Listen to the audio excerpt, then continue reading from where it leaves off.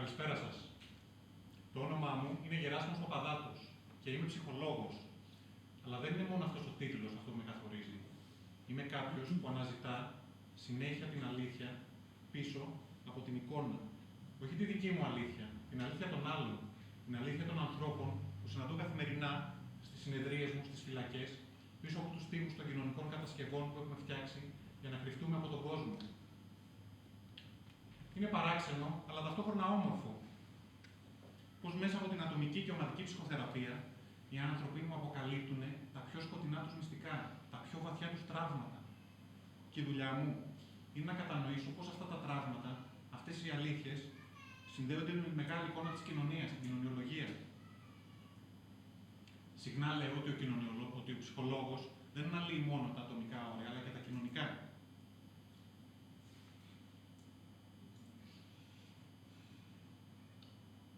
Μέσα από αυτή τη διαδικασία ανακαλύπτουμε μαζί πώς να σπάσουμε αυτά τα όρια, ώστε να βρούμε το πραγματικό είναι. Ζούμε στην εποχή της εικόνας, μια εποχή όπου η προβολή έχει μεγαλύτερη σημασία από την αλήθεια. Όπου το φαίνεστε έχει σχεδόν αντικαταστήσει το είναι. Το είναι η αλήθεια μας. Είναι αυτό που είμαστε, χωρίς κοινό, χωρίς φίλτρα, χωρίς διαμεσολάβηση αποδοχής.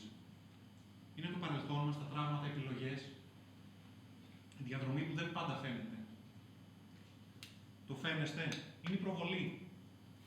Είναι η επιφάνεια, η πρώτη εντύπωση, η συσκευασία, αυτό που επιλέγουμε ή ξαναγκαζόμαστε να δείξουμε. Το φαίνεστε έχει γίνει εργαλείο εξουσίας και χειραγώγησης. Κυριαρχεί εκεί που η αλήθεια σιωπά. Εκεί που η εικόνα προηγείται της ουσίας. Πόσοι από εμάς δεν έχουν ζηλέψει ένα εξώφυλλο, ένα τέλειο σώμα, μια φαινομενικά τέλεια ζωή. Πόσες φορές το φαίνεστε δεν έχουμε ζηλέψει το φαίνεστε αντί για το πραγματικό είναι. Και το χειρότερο, πόσες φορές δεν έχουμε προτιμήσει να φανούμε καλύτεροι αντί να φανούμε αληθινοί. Σήμερα είστε εδώ για να συμμετέχετε σε ένα κοινωνικό πείραμα. Θα σταθούν μπροστά σας 6 γυναίκες. Χωρίς να πούνε λέξη. Δεν ξέρετε ποιες είναι, τι πρεσβεύουν, τι έχουν ζήσει. Θα ζητήσω από το κοινό 2 ή 3 εθελοντές.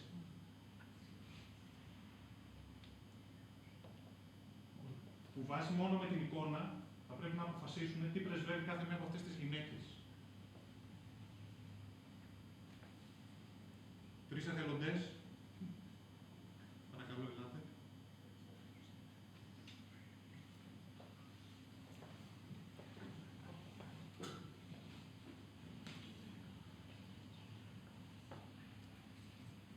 Από εδώ.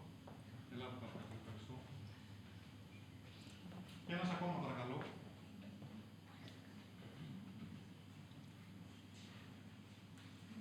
Ωραία, δεν πειράζει.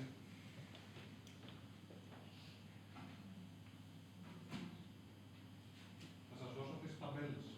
Φοβισμένοι, πληγωμένοι, παραμελημένοι, μαχητικοί, βασανισμένοι και σκληροί. Θα ήθελα μόνο με την εικόνα αυτή που έχετε μπροστά σας να διαλέξετε κάθε μία από αυτές τις ταμπέλες σε ποια γυναίκα θεωρείτε ότι αντιστοιχεί. Θα συνεργαστείτε μεταξύ μας. Ναι, συνεργαστείτε μεταξύ σας, να αποφασίσετε. Είναι 5 γυναίκες, η μία ταμπέλα που θα μείνει κοινή, αφήστε την παρακαλώ στην καρέκλα. Στην άδεια καρέκλα πάντα αυτή που θα πέτυχε έξω μπροστά.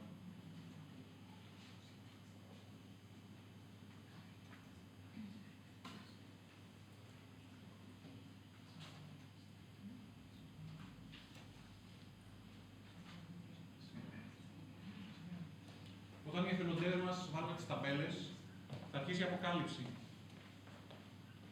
Κάθε μία από αυτές τις γυναίκες θα μας μιλήσει, θα μας πει την ιστορία της, θα αποκαλύψει το είναι της. Και στο τέλος θα δούμε αν το κοινό είχε δίκιο. Αν η εικόνα ευθυγραμμίστηκε με την αλήθεια. Αν το φαίνεστε είπε την αλήθεια, αν την πρόδωσε. Γιατί το φαίνεστε μπορεί να είναι κομψό, αλλά συχνά είναι παραπλανητικό. Μπορεί να είναι φωτεινό, αλλά να κρύβει σκοτάδια.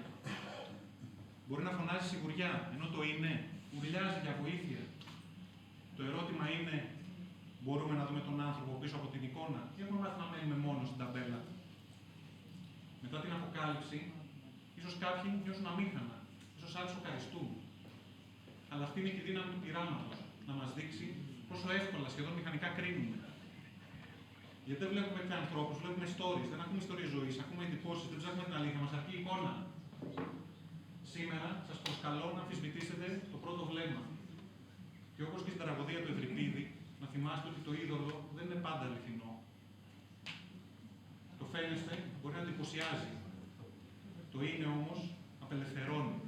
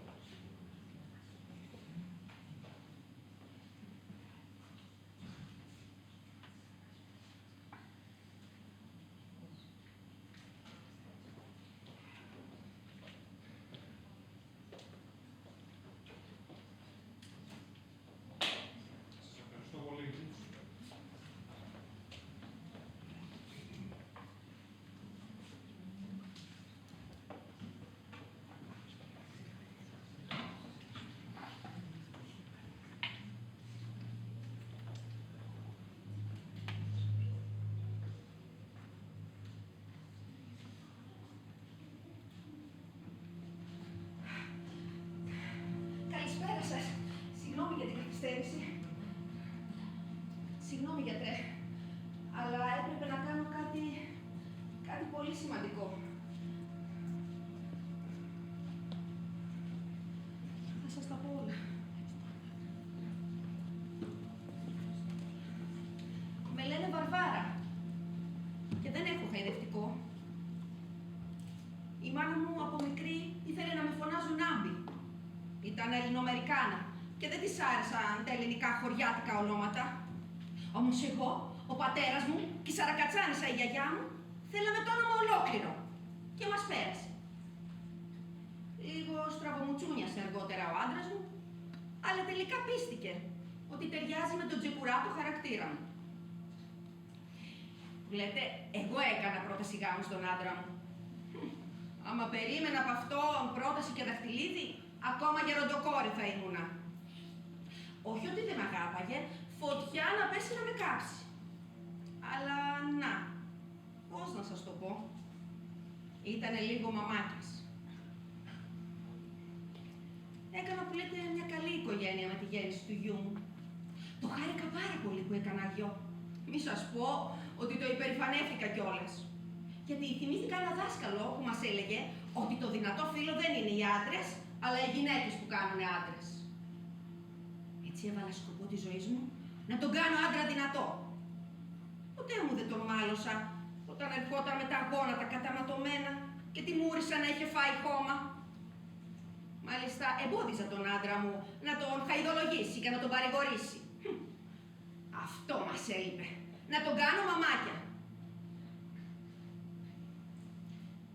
Τώρα στο σχολείο δεν τα πήγαινε καλά. Όχι ότι ήταν χαζός, αλλά στην κυρολεξία δεν πήγαινε. Αυτό μόλις το έμαθα, θύμωσα, γιατί κατάλαβα ότι μου λέει ψέματα. Αλλά ύστερα, όταν μου εξήγησε ότι κάτι παιδιά στο σχολείο που είχαν κάνει μια δικιά του συμμορία ήθελαν να το επιβληθούνε, τότε κατάλαβα ότι καλά έκανε το παλικάρι μου και στην ώρα των μαθημάτων πήγαινε για box και καράτε για να μπορέσει να τα πάρει πέρα μαζί τους. Βέβαια, σφίχτηκε η καρδιά μου όταν μου ανακοίνωσε το όνειρό του να κάνει μια δικιά του συμμορία. Ο πατέρας του θύμωσε, φώναζε, αλλά εγώ στάθηκα στο γιατί. Ήθελε, όπως λέει, να γίνει ένας βοηθός των αδυνάτων, ένας Ζωρό, ένας Ρομπέτο Δασό. Έπεισα τον άντρα μου ότι έτσι παίζουν τα αγόρια και πάει. Πέρασε η κόρα ευτυχώς. Μας έφερνε μετάλλια που λέτε από το καράτε, το box, που τα ισορροπούσαμε με τα μηδενικά που μας έφερνε στους ελέγχους του σχολείου. Τώρα να σας πω ότι ποσός με έμοιαζε να βγάλει το απολυτήριο να με πιστέψετε. Γιατί ήξερα ότι ο γιος μου είναι άντρας και θα πιάσει τη ζωή από τα κέρατα.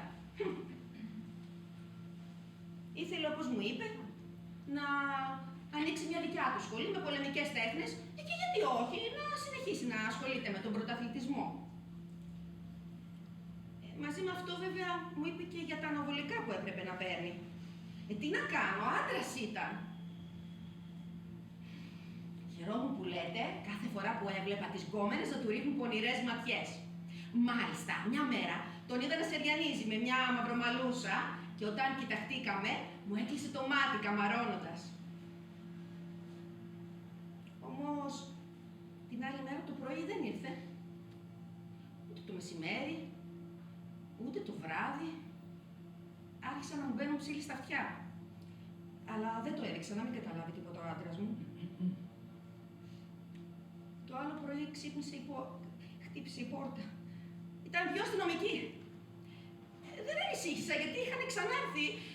Είχε κι άλλες φορές μπλεξίματα το αγόρι μου, έτσι για μικροπράγματα. Όμως αυτή τη φορά μου είπαν ότι είναι στο τμήμα και ότι η κατηγορία ήταν βιασμός. Το είπαν βαρύγδουπα, αλλά εγώ δεν το είδηκα. Ας μην του κουνούνται τα τσουλάκια, τους είπα. Αλλά αμέσως το μετάνιωσα, βλέποντας το αυστηρό του ύφος. Έτσι πήρα τον άντρα μου και πήγαμε στο τμήμα. Είδαμε το γιο μας πίσω από τα κάγκελα, με τα άλλα παιδιά της συμμορίας του. Μας τα στήσισε χαμογελώντας καυχισιάρικα. Πληρώσαμε την εγγύηση και τον πήραμε στο σπίτι.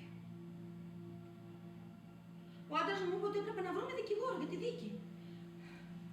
Τότε ήταν που προσγειώθηκα απότομα στην πραγματικότητα και ήταν μια πραγματικότητα σκληρή.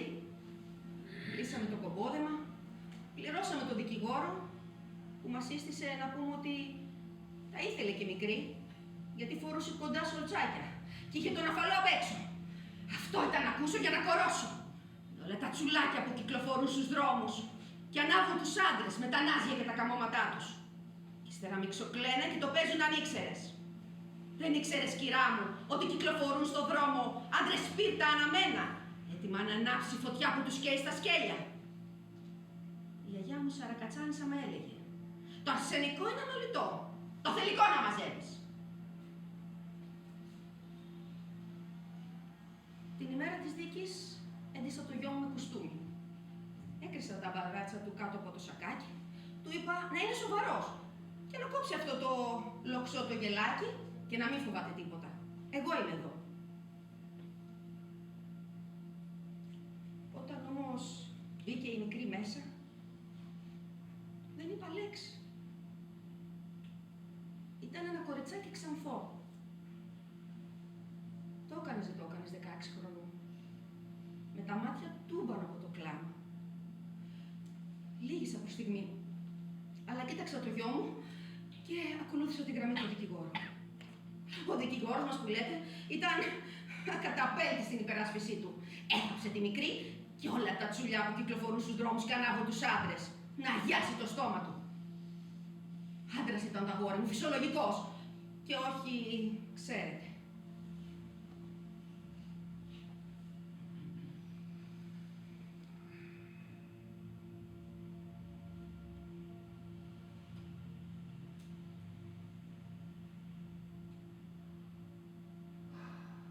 Κάποια στιγμή, ο δικαστής διάκοψε τη δίκη. Τότε έτρεξα στο δικηγόρο.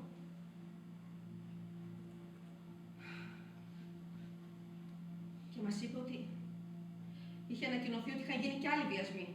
Είχε κάνει και ο γιος μου κι άλλους βιασμούς πριν από αυτόν. Το τι ψέματα ευτελένε αυτοί οι δικηγόροι, το ήξερα, αλλά να φτάσουν μέχρι σε αυτό το σημείο. Κοίταξε το γιο μου, καθόταν απαθής, σαν να μην συνέβαινε τίποτα.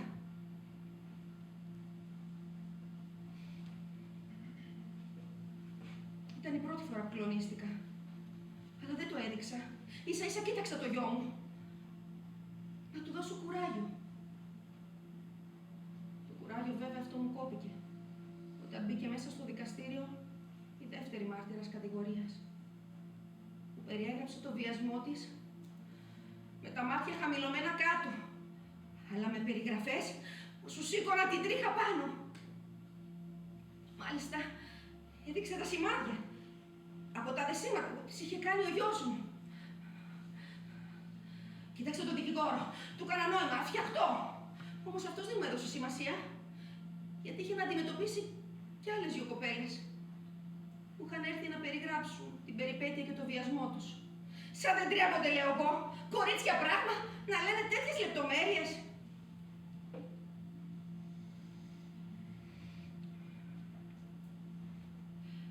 Ο γιος μου, απαθής, συνέχεια, μη σας πω, χαμογελούσε κιόλας.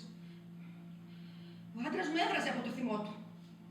Πήγα να του πιάσω το χέρι, αλλά αυτός το τράβηξε και μου δείξε το γιο μας.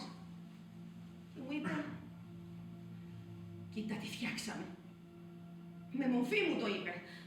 Όχι με καμάρι όπως του το έλεγα εγώ κάθε φορά που έφερνε μετάλλια από το box και το καράτε.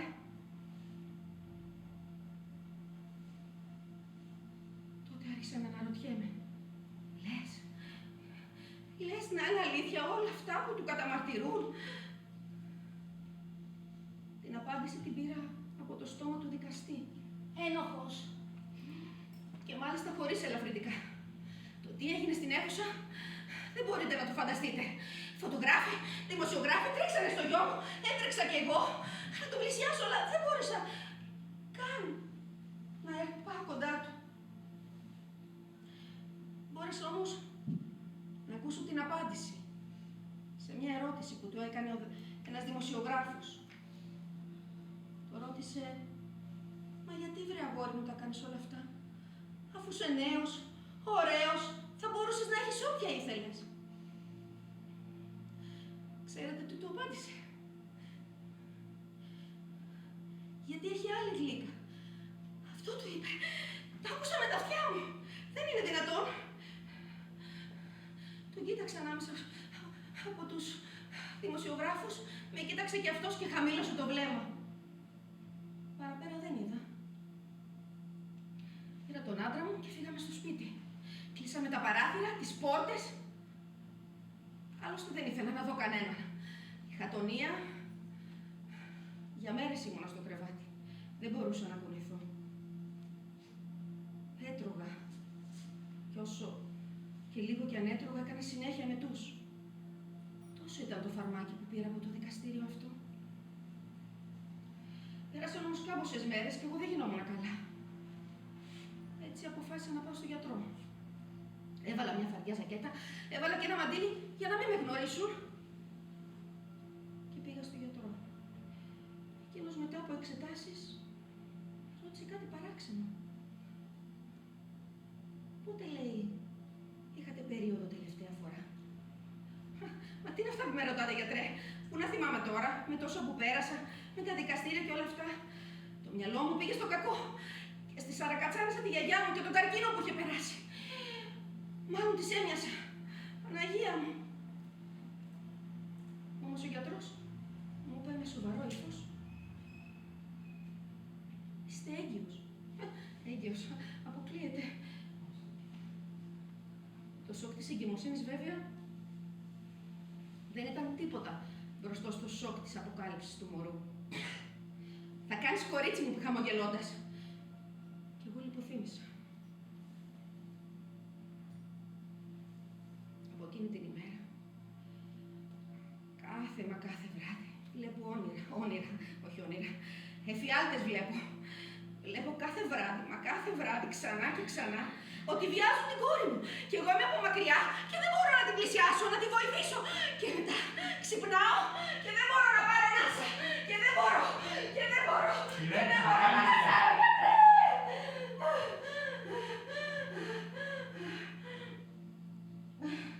Συγγνώμη.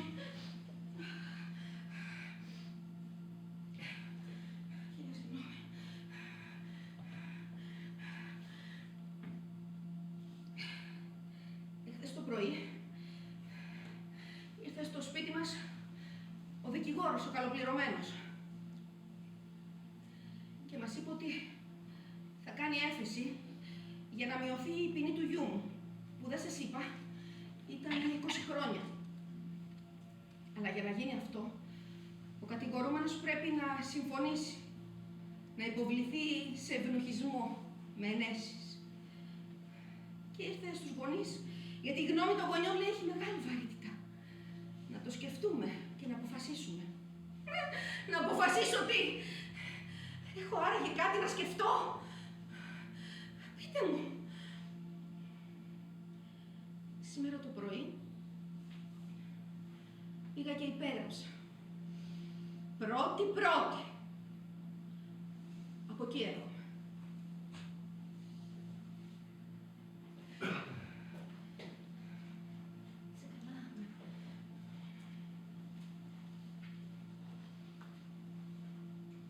Θεανό, είσαι έτοιμη? Ναι, έτοιμη είμαι.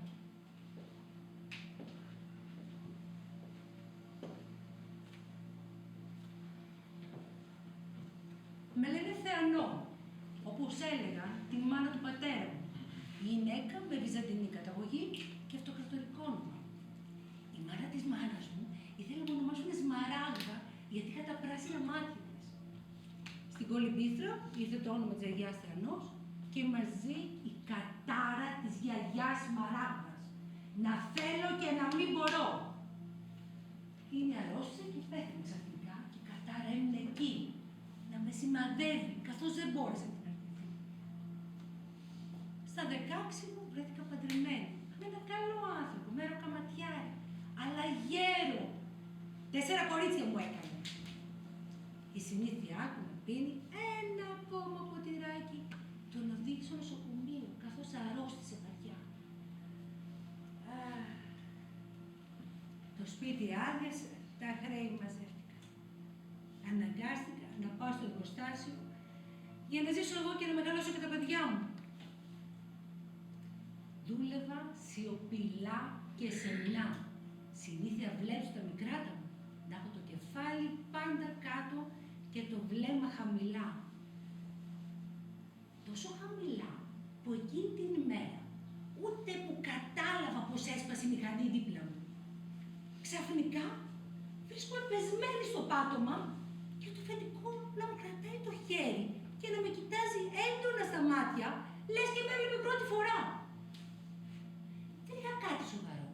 Με έστειλε σπίτι όμως 1 εβδομάδα με πληρωμένο μεροκάματο. Εκεί, μαζί με μένα, είδε και τα κορίτσια μου και ενθουσιάστηκε.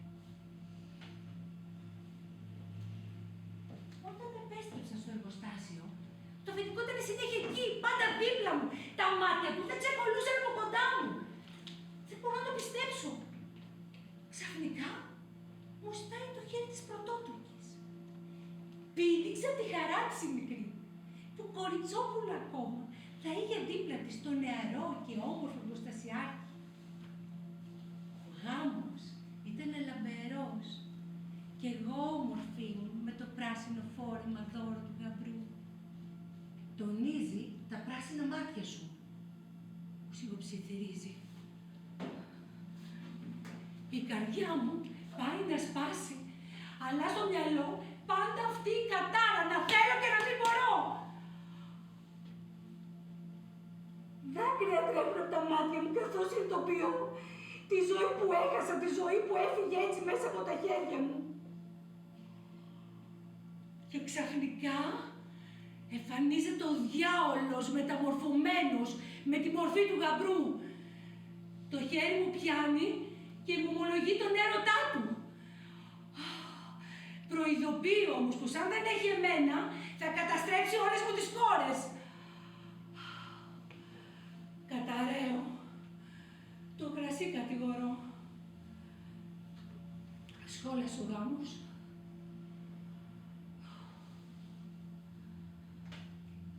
Πέρασε ο καιρός και έφτασε η μέρα το νιόπατρο ζευγάρι. Επέστρεψε από το γαμείο ταξίδι, χαρούμενο και γεμάτο δώρα. Ο γαμπρός δεν λέει να μ' αφήσει από την αγκαλιά του. Τραβιέμαι απότομα.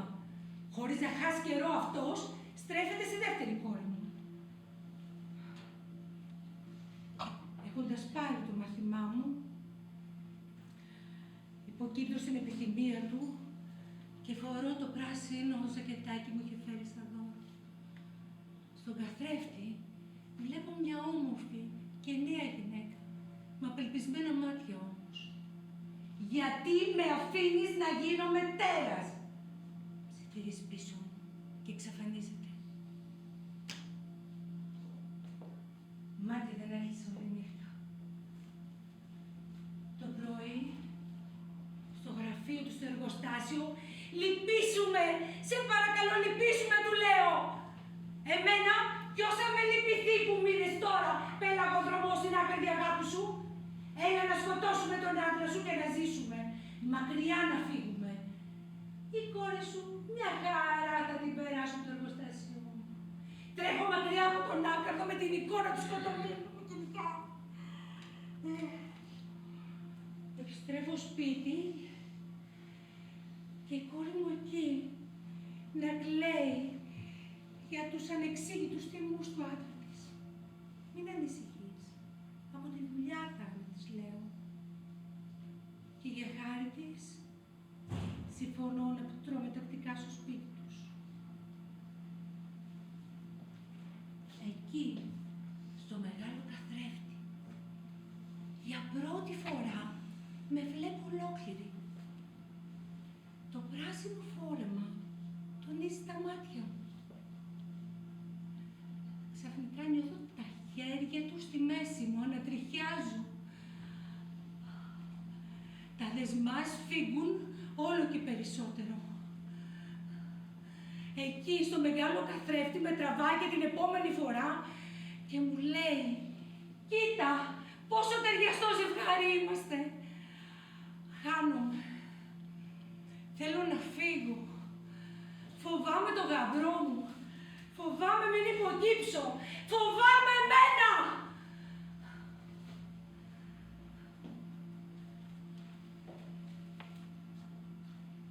Ένα βράδυ, γυρίζοντας από τη δουλειά, μαθαίνω τα κακά χαμπέρια για το θάνατο του άντρα μου.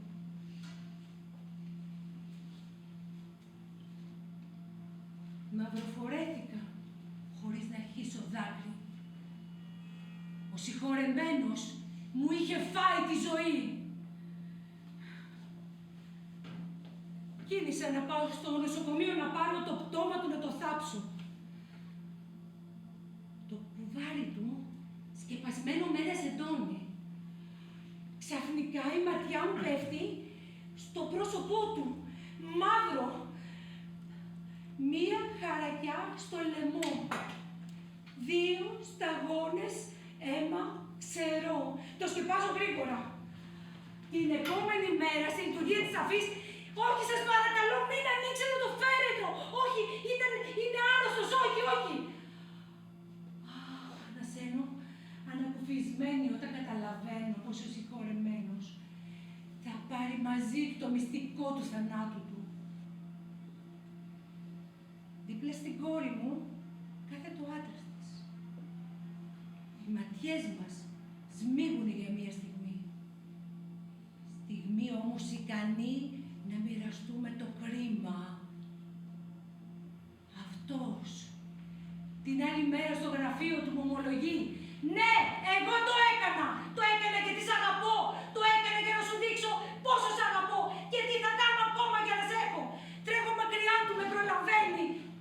Μην ανησυχείς, θα το πάρω πάνω μου. Αρκεί πρώτα να έχω εσένα». Για το φωνικό να καταλάβει.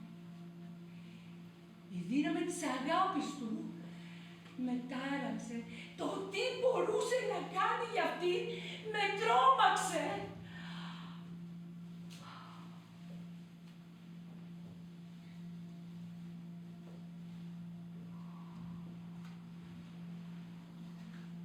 Λίγες μέρες μετά γυρίζω σπίτι και η κόρη μου εκεί να κλαίει. «Μάνα, ο άντρας μου, σαν τον πατέρα αίμα χύνει. Πήγαινε εσύ ρε μάνα, πήγαινε εσύ που αψηφάς το χτυκιό».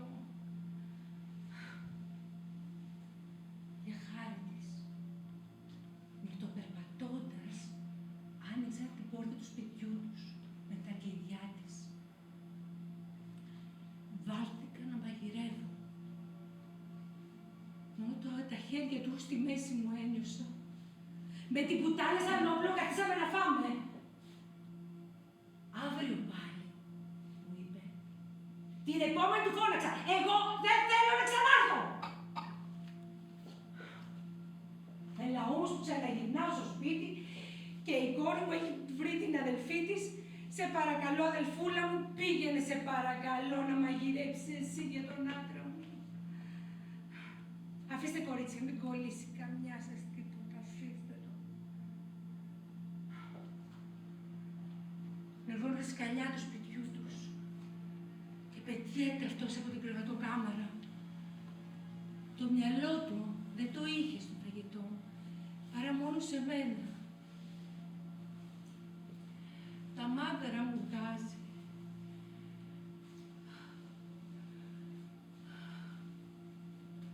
Μου λύνει τα μαλλιά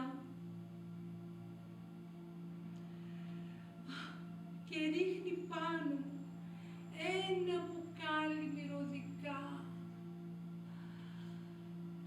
Βάζει ένα ρούχο αραχνοήφατο, πράσινο, καλύτερο από τον ηφικό μου. Ζαλίστηκα από το παραμύθι και έγινα νύφη, 16 χρονών ξανά, και πλήρωσα την επιθυμία μου γιατί μπορούσα το θέλω μου. Μακάρι να είναι έτσι όλες οι αμαρτίες, σκέφτηκα.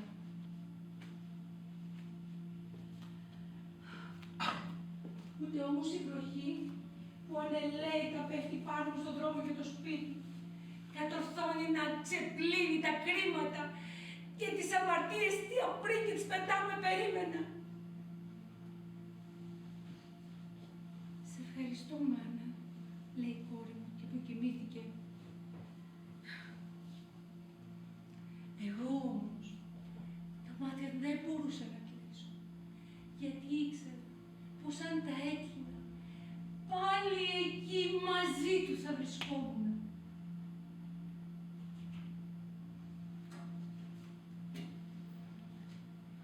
Την επόμενη μέρα,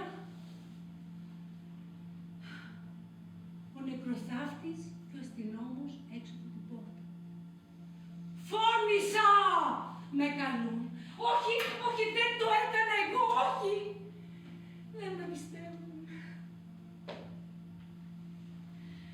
Η πόρτα του κελιού κλείνει. Σκοτάδι. Μένω μόνη μου. Με τις σκέψεις, με τις αμαρτίες, με τις κόρες μου. Το πρωί, φωνές και σκοψίματα απ' έξω. Η φωνή του γαμπρού μου. Εγώ το έκανα γιατί αγαπούσα τη γυναίκα του. Συγχώρεσέ με, λέει στην κόρη μου και της δίνει ένα φάκελο όπου της αφήνει όλη του την περιουσία. Σ' αγαπώ, λέει σε μένα, έτσι απλά, μπροστά σε όλους.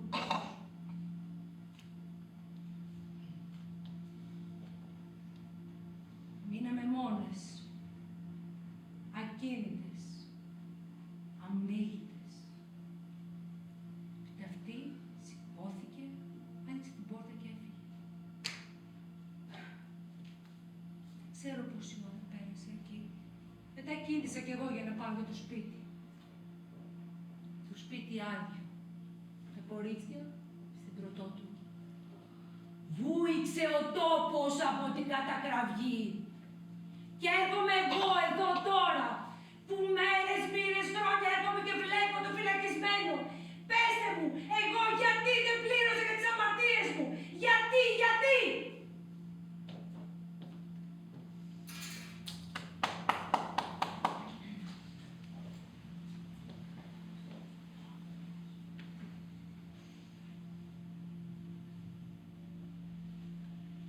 Με λένε Μαρία.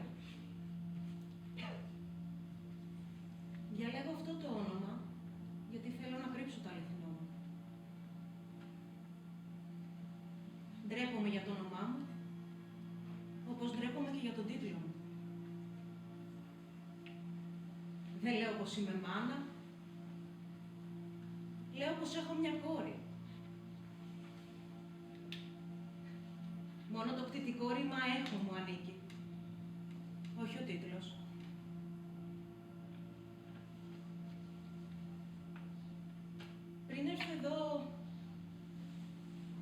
στριφογύρισα πολύ στο μυαλό μου. Και τα αποφάσισα μόλις είδα το σκοινί πάνω στο τραπέζι. Όταν έλεγα από μέσα μου πως θα κρεμαστώ, ήταν λόγια ψεύτικα. Γεμάτα θυμό, ντροπή, αλλά καμάρι. Ναι, καμάρι. Ότι θα έκανα μια φορά το σωστό. Μιας και δεν το έκανα όταν τρέχαν τα γεγονότα. Αλλά όταν είδα το σκοινί δεμένο φιλιά πάνω στο τραπέζι, δίλιασα. Μωρέ, μου κόπηκαν τα πόδια. Όταν είδα ότι και τα χέρια μου έτρεμα, εκεί κατάλαβα ότι ούτε γι' αυτό δεν είμαι άξια.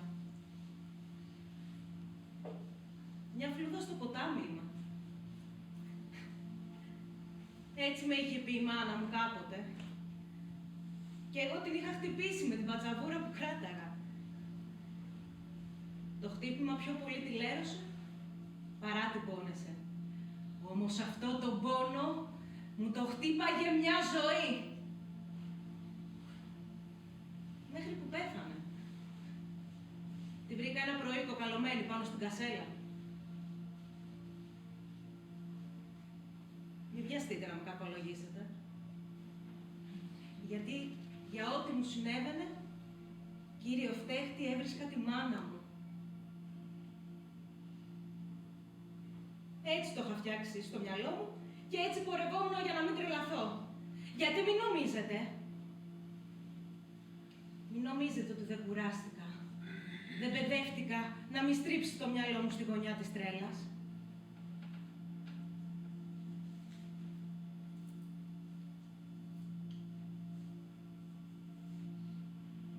Ήταν τη νύχτα εκείνη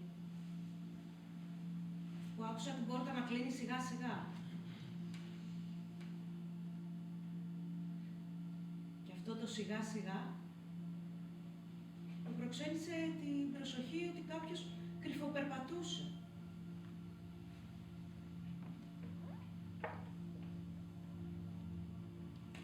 Αμέσως το μυαλό μου πήγε στην κόρη μου. Ότι θα πήγαινε να πάρει το αυγό από τη φωλιά που της άρεσε. Αλλά και του άντρα μου του άρεσε. Μάτι του το έφτιαχνα. Έβαζα και λίγο κεφαλοτήρι και κάνα 2 φέτες ψωμί τηγανισμένα όλα μαζί. Να μυρίζει όμορφα. Να τρέξει στο τραπέζι.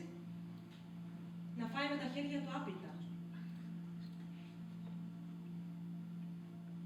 Δεν και του έλεγα να πλύνει τα χέρια του, εκείνος δεν άκουγε τίποτα. Ή έκανε ότι δεν μ' άκουγε. Δεν μπορεί να μην τα έβλεπε, ήταν κατάμαυρα από το λιγνίτι. Πείνα του όμως ήταν ακόμη πιο μαύρη. Και σταμάτησα να του το λέω. Να σας πω κάτι, άλλωστε έτσι τον είχα γνωρίσει. Μουτζούρι και πεινασμένο. Όταν μου τον έκανε προξενιό η μάνα μου, δούλευαν μαζί και επειδή την είχε γλιτώσει από διάφορα λάθη, εκείνη ως ανταπόδοση του έδωσε εμένα.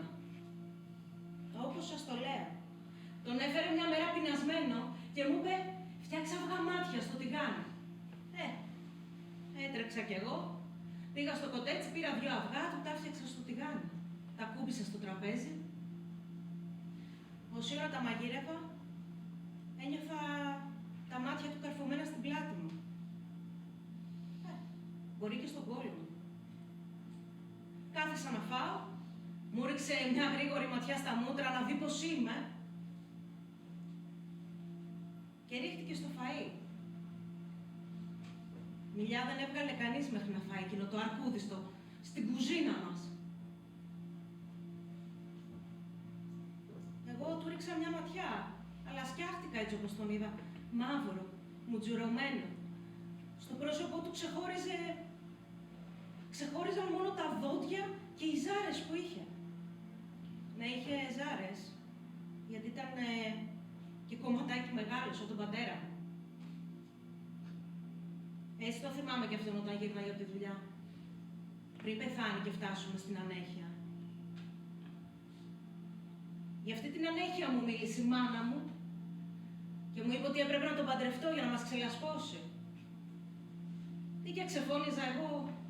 Δεν θέλω ρε μάνα να παντρευτώ τον πατέρα μου!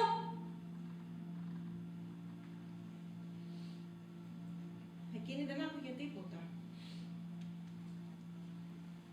Μου είπε ότι όταν ζούσε ο πατέρας μου, το σπίτι μοσχομύριζε φρεσκομαγειρεμένο κρέας.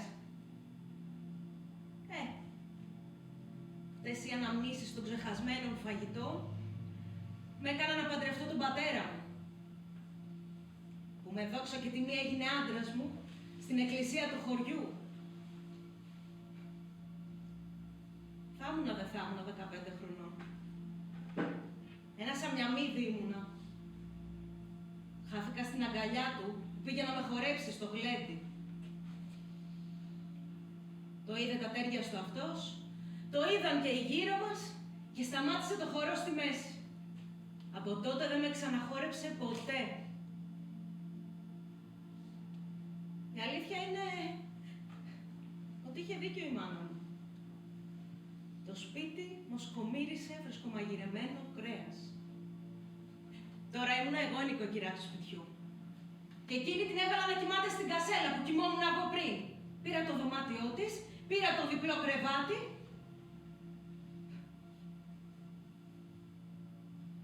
Σε εκείνη την κασέλα πέθανε.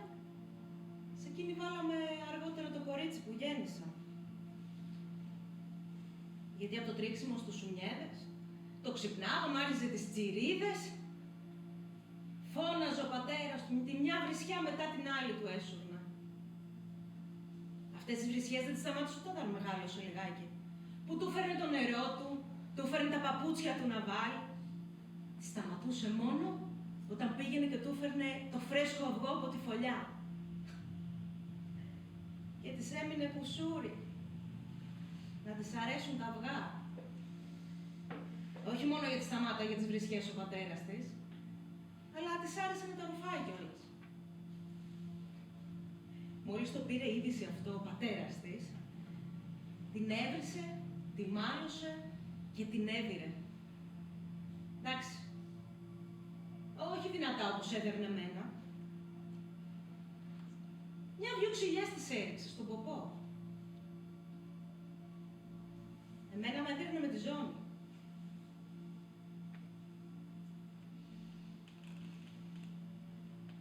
Σχολείο δεν ήθελε να τη στείλουμε. Μη μάθει γράμματα, να μείνει κούτσουρο σαν αυτόν. Αλλά εκείνης, βλέπετε, της αρέσαν τα γράμματα. Και πήγαινε κρυφά έξω από το σχολείο και άκουγε το δάσκαλο από το παράθυρο.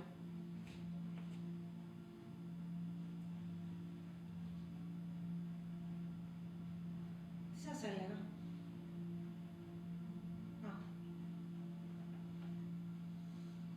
Ήταν τη νύχτα εκείνη που άκουσα την πόρτα να κλείνει σιγά σιγά. Σήκωσα το κεφάλι μου το μαξιλάρι, να δω την κόρη μου να πάω να την ξεμαλιάσω που ξεπόρτιζε.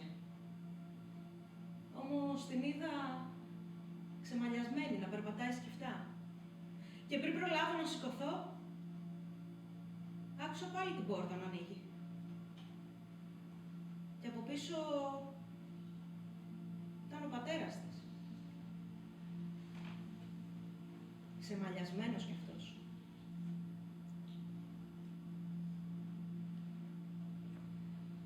Σηκώθηκα λίγο να δω τον τοίχο. Ήτανε δύο σκιές στον τοίχο. Πατέρας και κόρης που μπαίνανε κρυφά σαν τους κλέφτες στο σπίτι τους. Πάγωσα.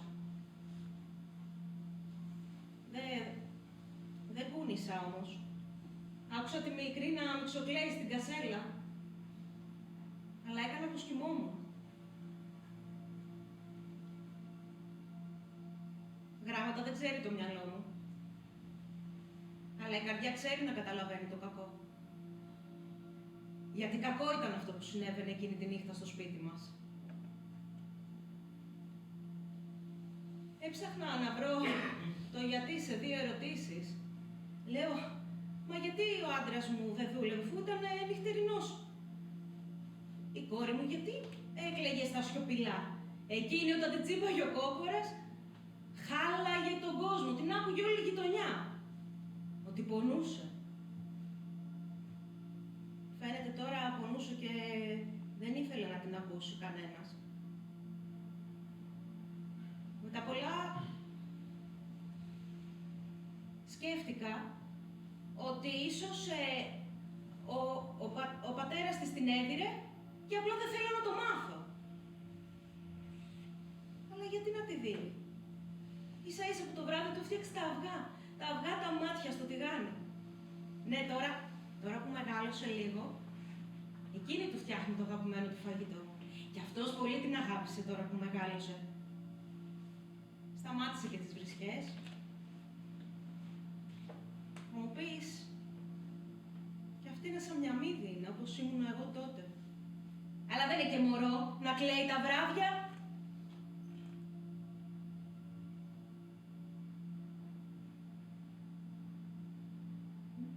Μήπως άρχισε να τη δέρνει με τη ζώνη.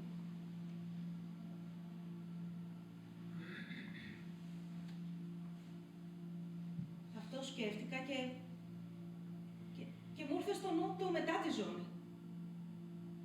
Σταμάτησε η καρδιά μου. Ωραία. Κατουρίθηκα. Κατούρισα το βρακί μου. Αλλά δεν κουνήθηκα, δεν σηκώθηκα. Περίμενα να φύγει ο άντρας μου για τη δουλειά. Και τότε πήγα στην πόρτα. Και είδα το κορίτσι μου κουλουριασμένο. Στην κασέλα. Ίδιο σαλιγκάρι ήταν. Πρόλαβα όμως και είδα τα πόδια του, που ήταν ξεσκέπαστα. Δεν είδα βουρδουλιές. Άρα λέω, δεν δούλεψε ζώνη. Πήγα να πίνω τα κατουρημένα, βάς και ηρεμήσει λίγο το μυαλό μου. Αλλά τίποτα. Την είδα στην πόρτα να με κοιτάει. Εγώ έκανα ότι δεν την είδα. Απέφυγα το βλέμμα της. Έκανα πως δεν είδα το παράπονο στα χείλη της. Δεν είπα κουβέντα. Μόνο έκανα τη θυμωμένη με τον κόκορα που τσιμπούσε την κότα. Πήγα και πήρα τα αυγά και της έδωσα ένα να το ρουφήξει. Δεν έκατσα όμως να δω το ξαφνιασμά της. Πήρα ένα μαχαίρι και πήγα να μαζέψω λάχανα. Μέσα στο καταχύμωνο. Να φύγω από το σπίτι, αυτό ήθελα. Να φύγω.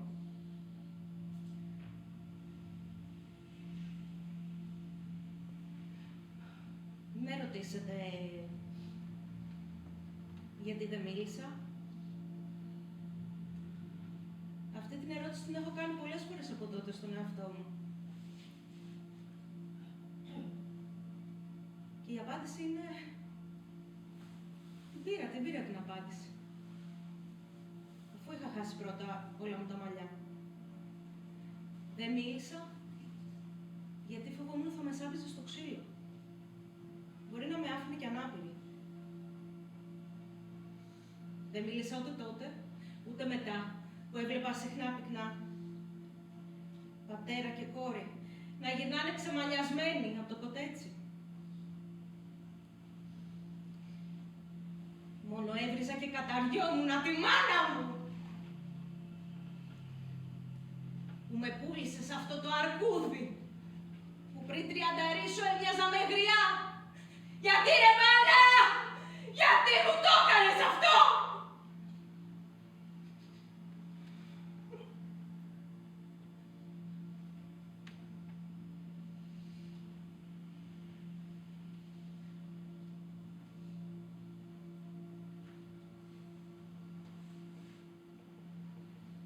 Όταν είδα το κορίτσι να χοντρένει στην κοιλιά,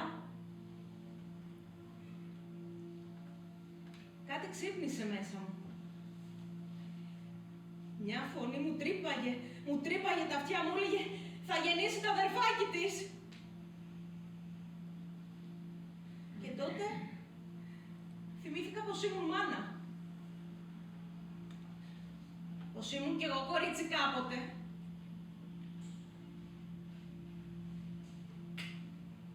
Πήρα τη διχάλα που είχαμε στην πόρτα για να κλείνει. Την έβαλα στο τζάκι να πυρώσει καλά και του την έχωσα στα μάτια. Βαθιά εκεί που κοιμόταν του την έχωσα.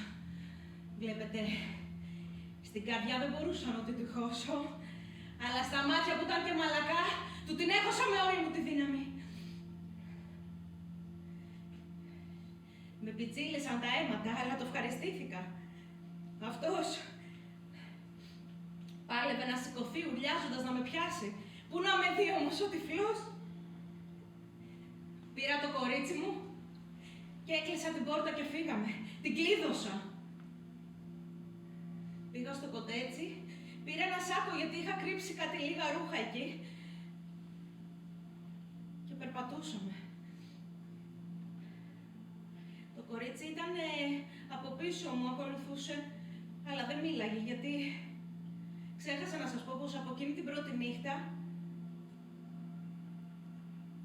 έχασε τη μιλιά της. Την πήγα κατευθείαν στη μαμή. Της είπα να κάνει κάτι, γιατί άμα το μάθαινε ο πατέρας της, θα τη σκότωνε από ντροπή.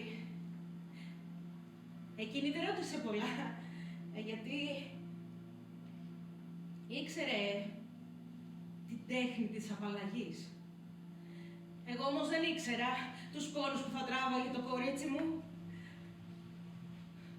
Τους ανακάλυψα όταν άκουσα τις φωνές της που δεν σταμάταγαν με τίποτα και έκλεισα τα αυτιά μου και έλεγα σταμάτα, σταμάτα, σε παρακαλώ, σταμάτα.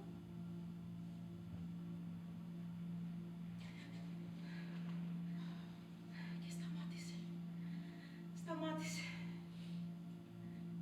Τότε ήρθε η μαμή δίπλα μου και μου είπε ότι τη χάσαμε. Ήτανε θέλημα Θεού. Αυτό έτσι το είπε. Γι' αυτό δεν το κατάλαβα με την πρώτη. Μου το ξαναείπε κάνα 2-3 φορές. Αλλά δεν θυμάμαι τίποτα από εκεί και πέρα. Μόνο μια βουή και πόρτες να ανοιγοκλίνουν. Ξύπνησα σε ένα κελί. Από τα σίδερα το κατάλαβα ότι ήμουν φυλακισμένη. Δεν σηκωνόμουν ούτε για να φάω. Μου βάζανε κάτι βελόνες με υγρά να πάρω τα πάνω μου, αλλά δεν. Όταν άρχισα να μιλάω πάλι, ρώτησα για το κορίτσι μου. Και τότε ήρθε ένας με στολή και μου είπε ότι έφυγε. Έτσι μου το είπε. Και αυτό ήταν πιο μαλακό από ότι τη χάσαμε. Γιατί δεν είχε τη συμμετοχή μου μέσα.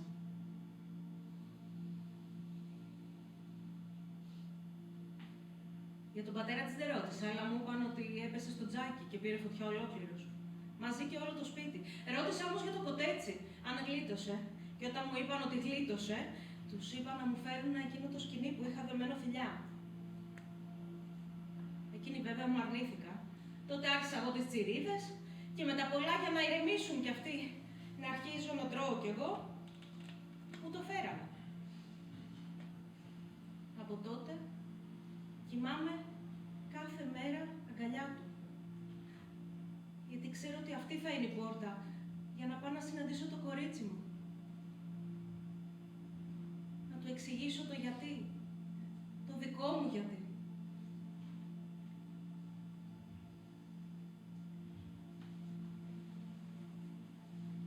Με ρωτάτε πόσο καιρό πορεύομαι έτσι. Ούτε να με ρωτήσετε γιατί ήρθα εδώ. Με φέρατε. Γιατρέ, δεν θέλω να μου πάρετε τη στεναχώρια. Θέλω να μου δώσετε φάρμακο δυνατό να το πιω όλο. Βλέπετε, το σκοινί δεν το τολμώ ακόμα. Όσο και αν το χαϊδεύω για να το συνηθίσω.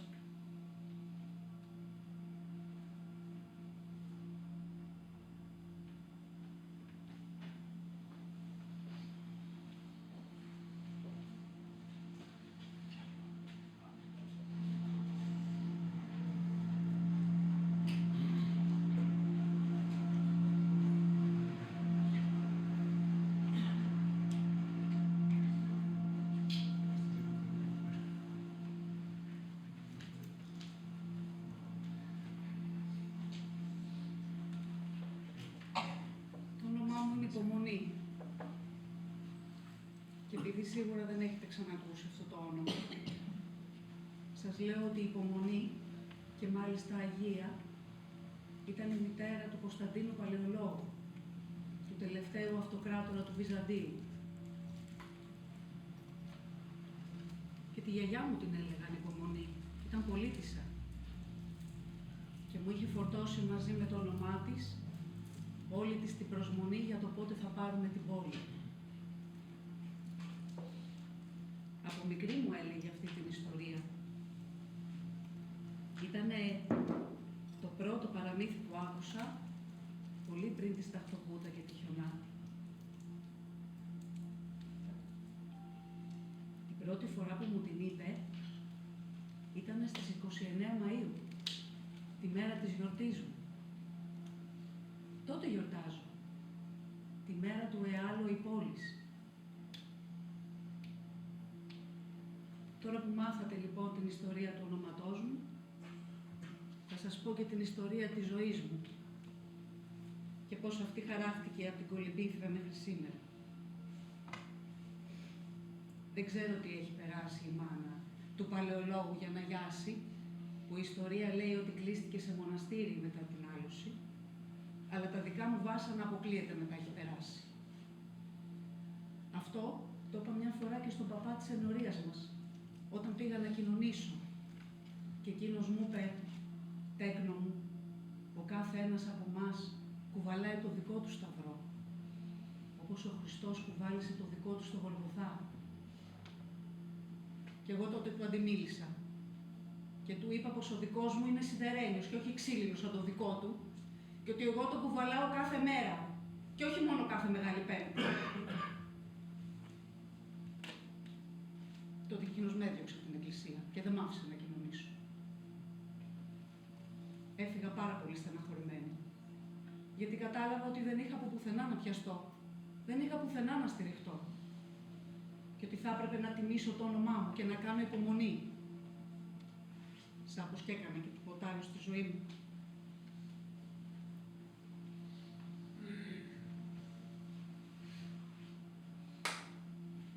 Οι γονείς μου σκοτώθηκαν με τον βομβαρδισμό του Πειραιά και η γιαγιά μου η καημένη πέθανε και αυτή στην κατοχή από την πείνα. Και έτσι εγώ βρέθηκα στο ορφανοτροφείο. Και μη σας πω καλύτερα τι πέρασα εκεί μέσα, γιατί θα κάτσουμε εδώ όλη νύχτα. Στο ορφανοτροφείο που λέτε μεγάλος. Και πριν κλείσω το 15 και καταλάβω έτσι τι μου γίνεται, με πάντρεψαν με ένα σιδερά. Ο σιδεράς εκτός από γέρος ήταν και μπεκρής. Και δεν θα το πιστέψετε, αλλά τα χρόνια μου στο ορφανοτροφείο ήταν καλύτερα παρά με δάφτωνε. Αργότερα έμαθα ότι είχε φτιάξει τα κάγκελα του ορφανοτροφείου και επειδή θέλανε και αυτοί να έχουν ένα στόμα λιγότερο να ταΐζουν, με δώσανε σε αυτόν.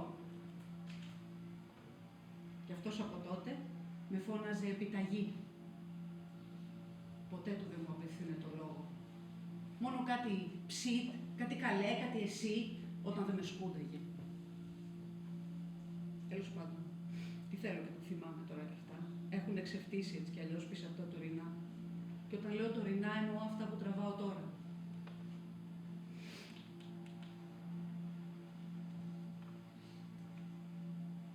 Θυμάμαι, όταν γεννήθηκε το παιδάκι μου, έλαμψε ο ήλιος μέσα στο σπίτι μου και στην καρδιά μου, μη σας πω, για πρώτη φορά στη ζωή μου. Ήταν ένα αγοράκι κατάξυνθο, στρουμπουλό, με ένα μόνιμο γελάκι στο χειλάκι του. Χαμογελούσε αυτό, χαμογελούσα κι εγώ. Και δεν με ένοιαζε τότε τίποτα, ό,τι και να μου συνέβαινε, ήμουνα τόσο ευτυχισμένη. Άρχισε να με νοιάζει όμως μετά, όταν κατάλαβα ότι τα ματάκια του δεν με ακολουθούσαν και το κεφαλάκι του δεν το γύριζε όταν εγώ το φώναζα.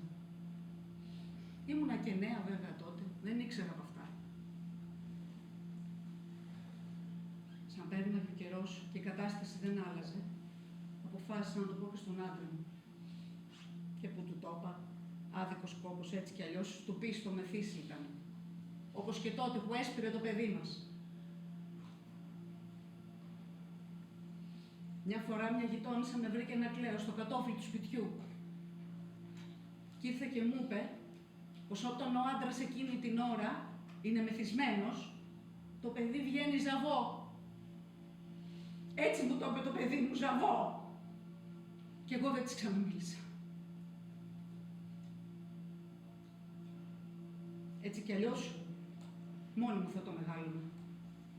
Δεν είχα κανέναν ανάγκη.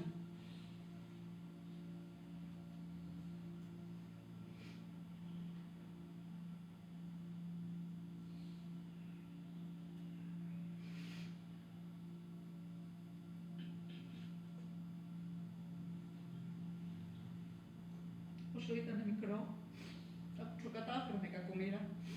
Το τάιζα με υπομονή, γιατί το βυζί δεν το ήθελε και το μπουκάλι δεν μπορούσε να το πιάσει. Όταν κατάλαβα μετά ότι δεν θα περπατήσει κιόλας, το πήγα στο γιατρό. Αυτός μου είπε ότι μερικά παιδιά γεννιούνται έτσι, χωρίς λόγο. Μπορεί να φταίνε και τα εμβόλια. Έτσι έχουν δείξει μελέτες στην Αμερική. Και εγώ τώρα είχα 2 δικαιολογίες να δικαιολογήσω τα δικαιολόγητα. Το κρασί και τα εμβόλια. Αλλά σαν σε μένα με ένοιαζε η αιτία, το αποτέλεσμα με ένοιαζε. Έφυγα από τον γιατρό, χωρίς να του πω ότι δεν έχω κάνει κανένα εμβόλιο στο παιδί. Γιατί ο άντρας μου δεν είχε λεφτά για πέταμα. Έτσι μου είπε για πέταμα και μου έδειξε το μωρό. Αλλά εγώ δεν μίλησα. Δεν είπα τίποτα. Γιατί μου έδινε τουλάχιστον λεφτά για το γάλα του. Και μια φορά με είδε να κλαίω εκεί στη σκάφη που έπλανα τα κολόπανα και μάλλον με λυπήθηκε και μου έδωσε λεφτά.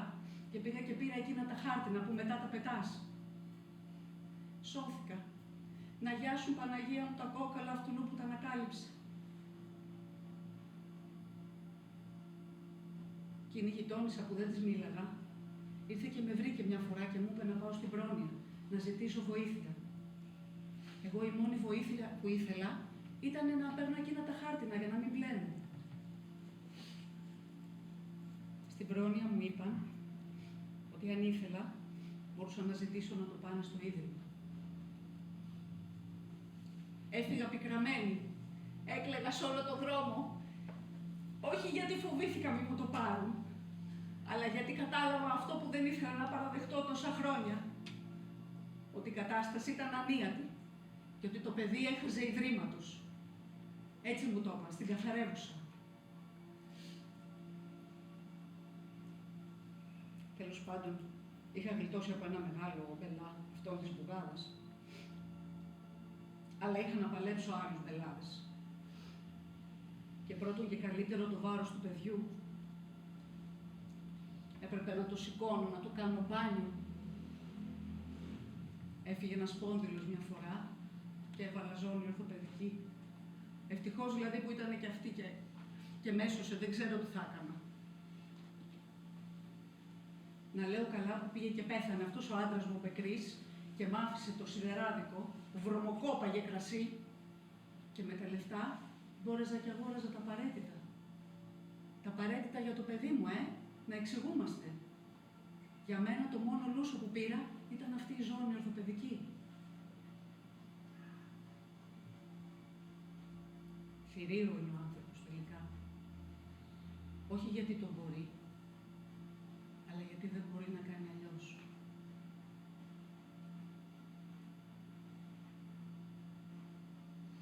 Όσο μεγάλο το παιδάκι μου, βλέπα τις ελλείψεις. Δεν μίλαγε, δεν έπαιζε, δεν έλεγε τα κακά, δεν πήγαινε σχολείο. Το μόνο που μου ζητούσε ήταν να το παίρνω αγκαλίτσα. Σήκωνε τα χεράκια του έτσι ψηλά προς τα εμένα και ήθελε μόνο αγκαλίτσα. Τι να έκανα κι εγώ. Το σήκωνα και εσύ ήτανε βαρύ. Δεν ήθελα να του χαλάσω χατήρι. Μου έφυγε όμως κι άλλος σπόνδυλος και με έχει κάνει σήμερα να γέρνω μπροστά και να κουτσένω.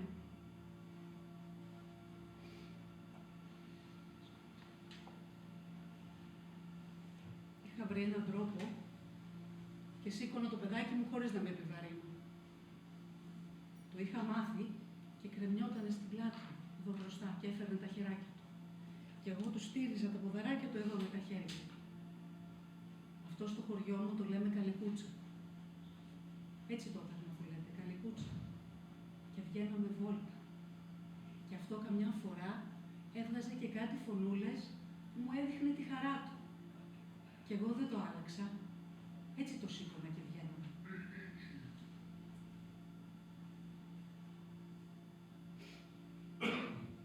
Όλοι στη γειτονιά το ξέραν και κανείς δεν παραξενευόταν. Μόνο ο παπάς δεν πρέπει να το ξέρει. Γιατί είχα χρόνια να πάω στην εκκλησία. Είχα κόψει από αυτές. Όμως προχθές, το παιδάκι μου αρρώστησε. Ανέβασε υψηλό πυρετό και εγώ φοβήθηκα. Παρακάλεσα την Παναγία να μου το κάνει καλά. Και είπα θα πάω στην εκκλησία και θα το κοινωνήσω. Για πρώτη, ίσως και για τελευταία φορά. Να μην πάει ακοινώνητο το πουλάκι μου. Έχει φτάσει 15 χρονών, πια είναι κοντζάν παιδί.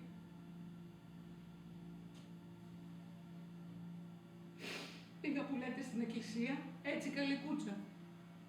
Και μπήκα μέσα. Και ο παπάς με είδε με το παιδί στην πλάτη. Και κατάλαβε το σταυρό που κουβαλάω. Και του πέσε το δισκοπότηρο από το χέρι. Όπως σας το λέω, του πέσε το δισκοπότηρο από το χέρι.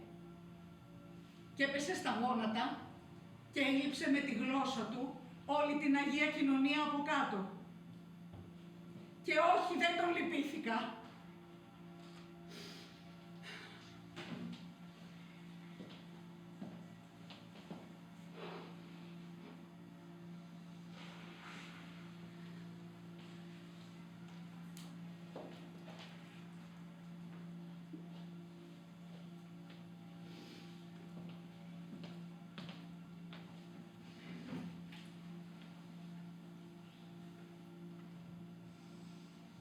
Με λένε Χαρούλα. Έτσι με βαφτίσανε. Τόση ήταν η χαρά των γονιών μου που με απέκτησαν, γιατί η μάνα μου ήταν Σάρα.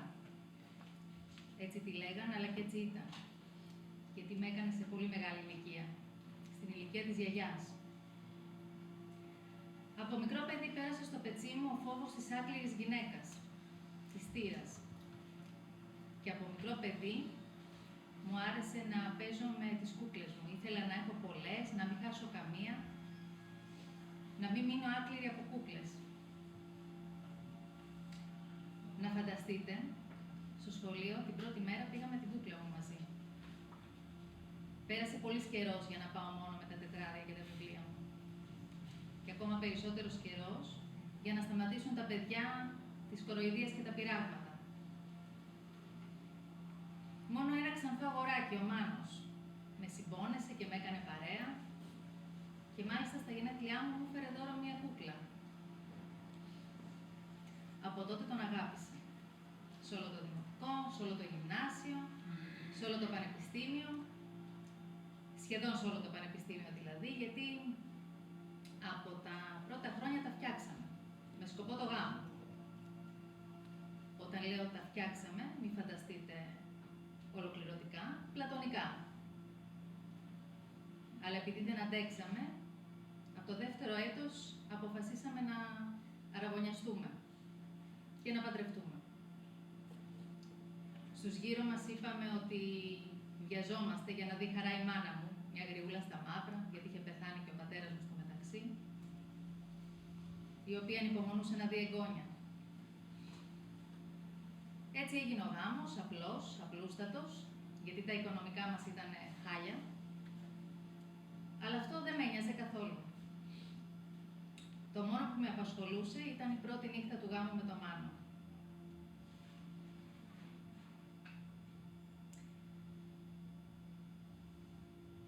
Ντρέπομαι που θα σας το πω, αλλά εκείνη τη νύχτα του ζήτησα να μου χαρίσει ένα μωρό.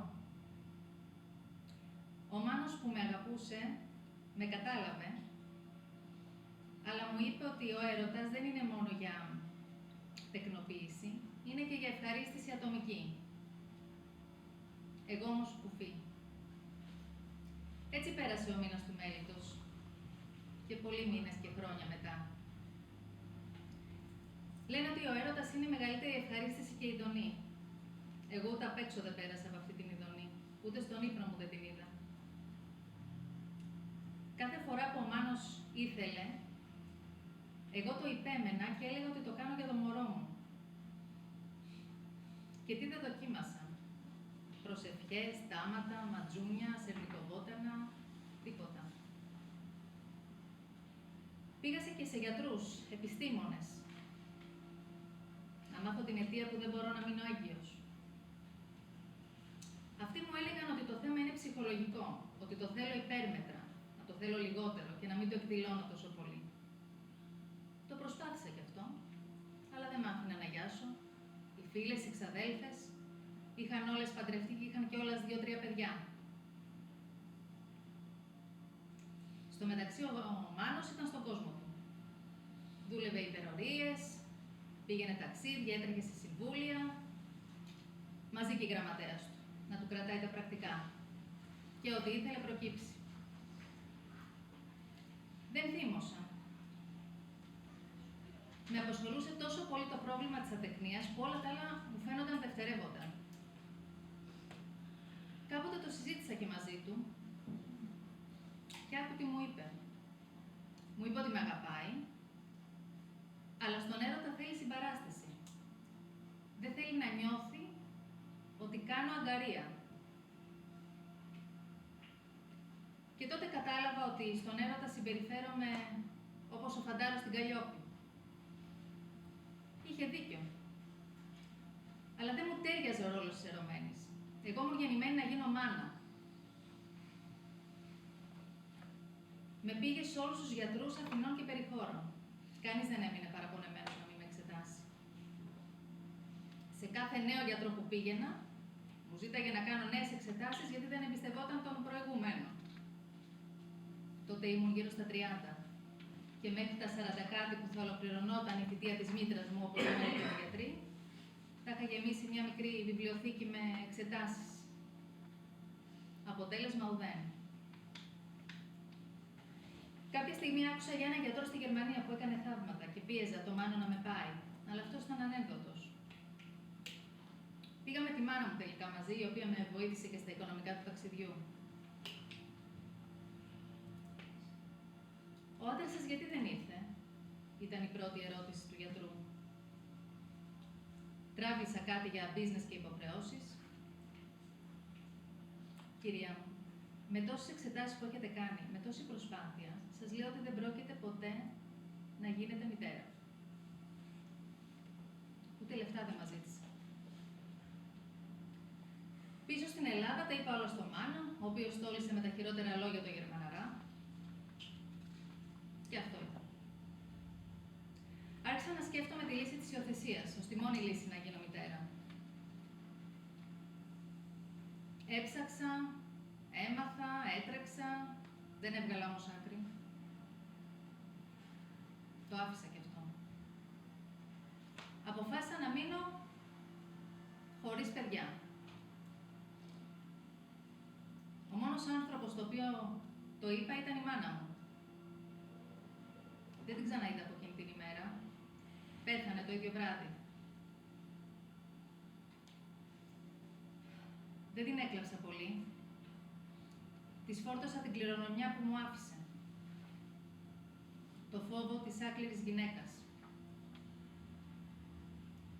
Την άλλη κληρονομιά την καλοδέχτηκα. 2 σπίτια, ένα μαγαζί, μπόλικα μετρητά. Κοιτάχτηκα στον καθρέφτη και αποφάσισα να δω τον εαυτό μου όπως είμαι. Όπως είναι. Μια γυναίκα χωρίς παιδιά. Χωρίς γελάκια, αγκαλίτσες, χαρούλες, χωρίς δεσμεύσεις, σχολεία, ξενύχτια. Το επόμενο βήμα ήταν να ζητήσω διαζύγιο από τον Μάνο, ο οποίος μου το έδωσε πολύ εύκολα γιατί δεν ζήτησε και τίποτα. Είδε και πόσο αποφασισμένη είμαι. Του πλήρωσα και το δικηγόρο.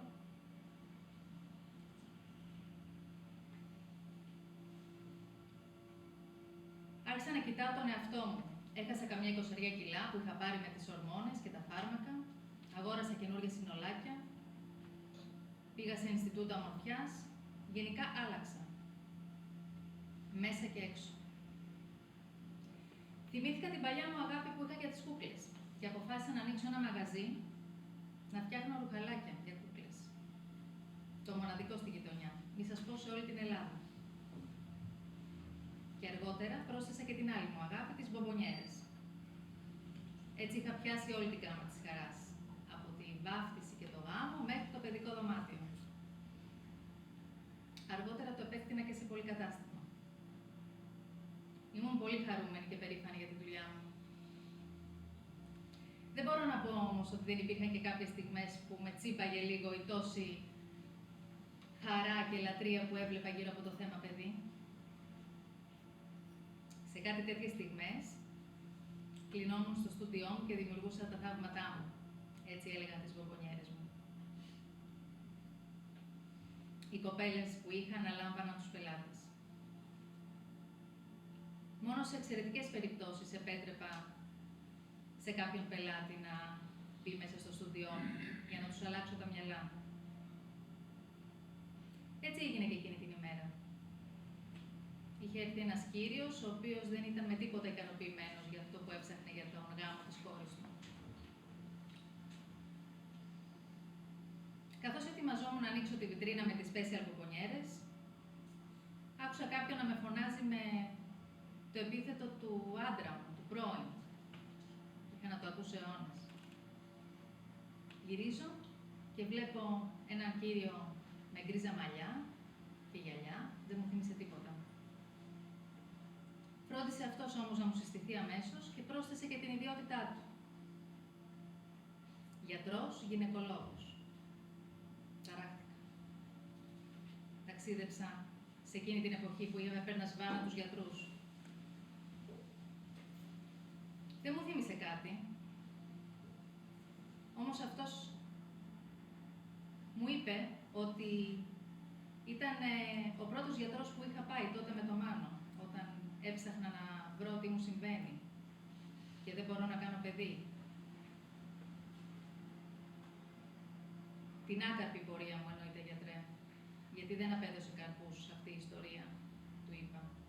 Τότε γέλασε λίγο και κάπως σαν να τον θυμήθηκα. Νεαρό τότε, φέρε νέο, το είπα και χάρηκε που τον θυμήθηκα, δεν γέρασε πολύ. Σκέφτηκε και είπε ότι αυτός δεν υπήρχε περίπτωση να με ξεχάσει ποτέ. Όσα χρόνια και αν περάσουν, θα μπορούσε να με αναγνωρίσει ανάμεσα σε πολλές γυναίκες. Και γιατί ευτυχώς είχα προλάβει να καθίσω. Μου είπε λοιπόν ότι την επόμενη μέρα από την επίσκεψή μας με τον Μάνο, του πήγε ο Μάνος κάτι εξετάσεις που του είχε ζητήσει να κάνει. Και αυτές οι εξετάσεις έδειξαν ότι ο Μάνος ήταν στήρος. Δεν μπορούσε να κάνει παιδιά. Και αποφάσισαν να μην μου το αποκαλύψουν.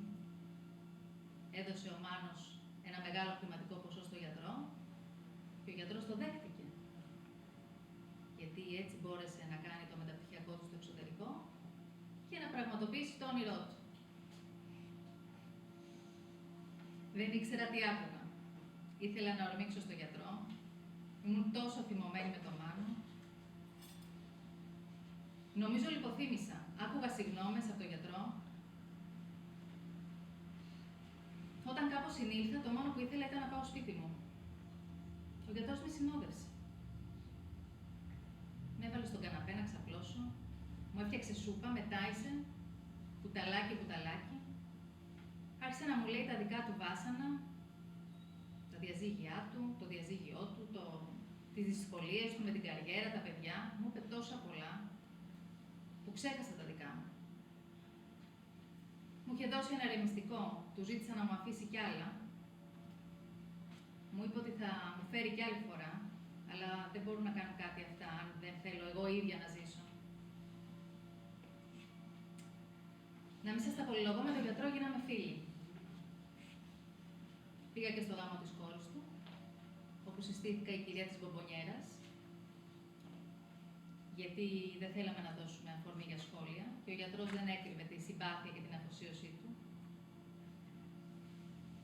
Του το έδωσα το συγχωροχάρτη που ζητούσε. Όταν γνώρισα τον έρωτα.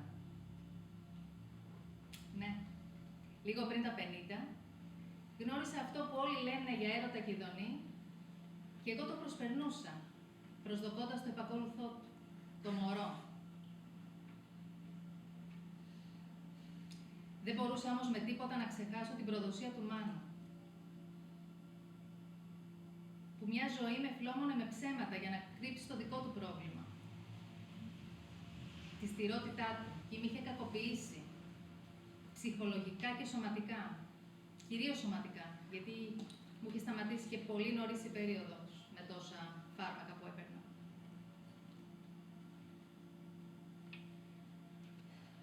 Λένε ότι η εκδίκηση είναι ένα πιάτο που τρώγεται κρύο.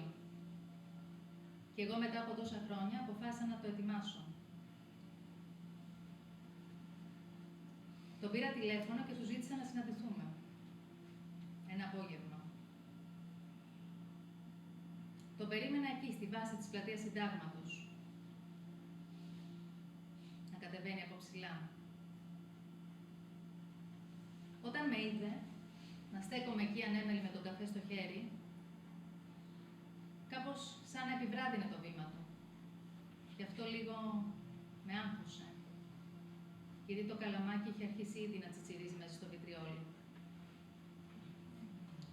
Όταν έφτασε σε απόσταση αναπνοής, του το ρίξα πάνω στο παντελόνι. Μπράβο. Μπράβο. Έτσι κι αλλιώς άχρηστα ήταν, του είπα. Του το είπα. Δεν έφυγα. Έμεινα εκεί. Το κοιτάζω, να σοριάζεται κάτω, να ξεφωνίζει από τις φωνές. Όσο μαζευόταν γύρω του ο κόσμος. Το απόλαυσα όσο δεν γίνεται. Δεν αντέδρασα ούτε όταν ήρθε η αστυνομία. Παρά μόνο χαμογελούσα. Έτσι βγήκα χαμογελαστή στις φωτογραφίες. Αυτό μου κόστησε λίγα χρόνια παραπάνω στη φυλακή, αλλά δεν πειράζει. Καθόλου. Μα καθόλου. Α, ο γιατρός έρχεται κάθε εβδομάδα στο επισκεπτήριο.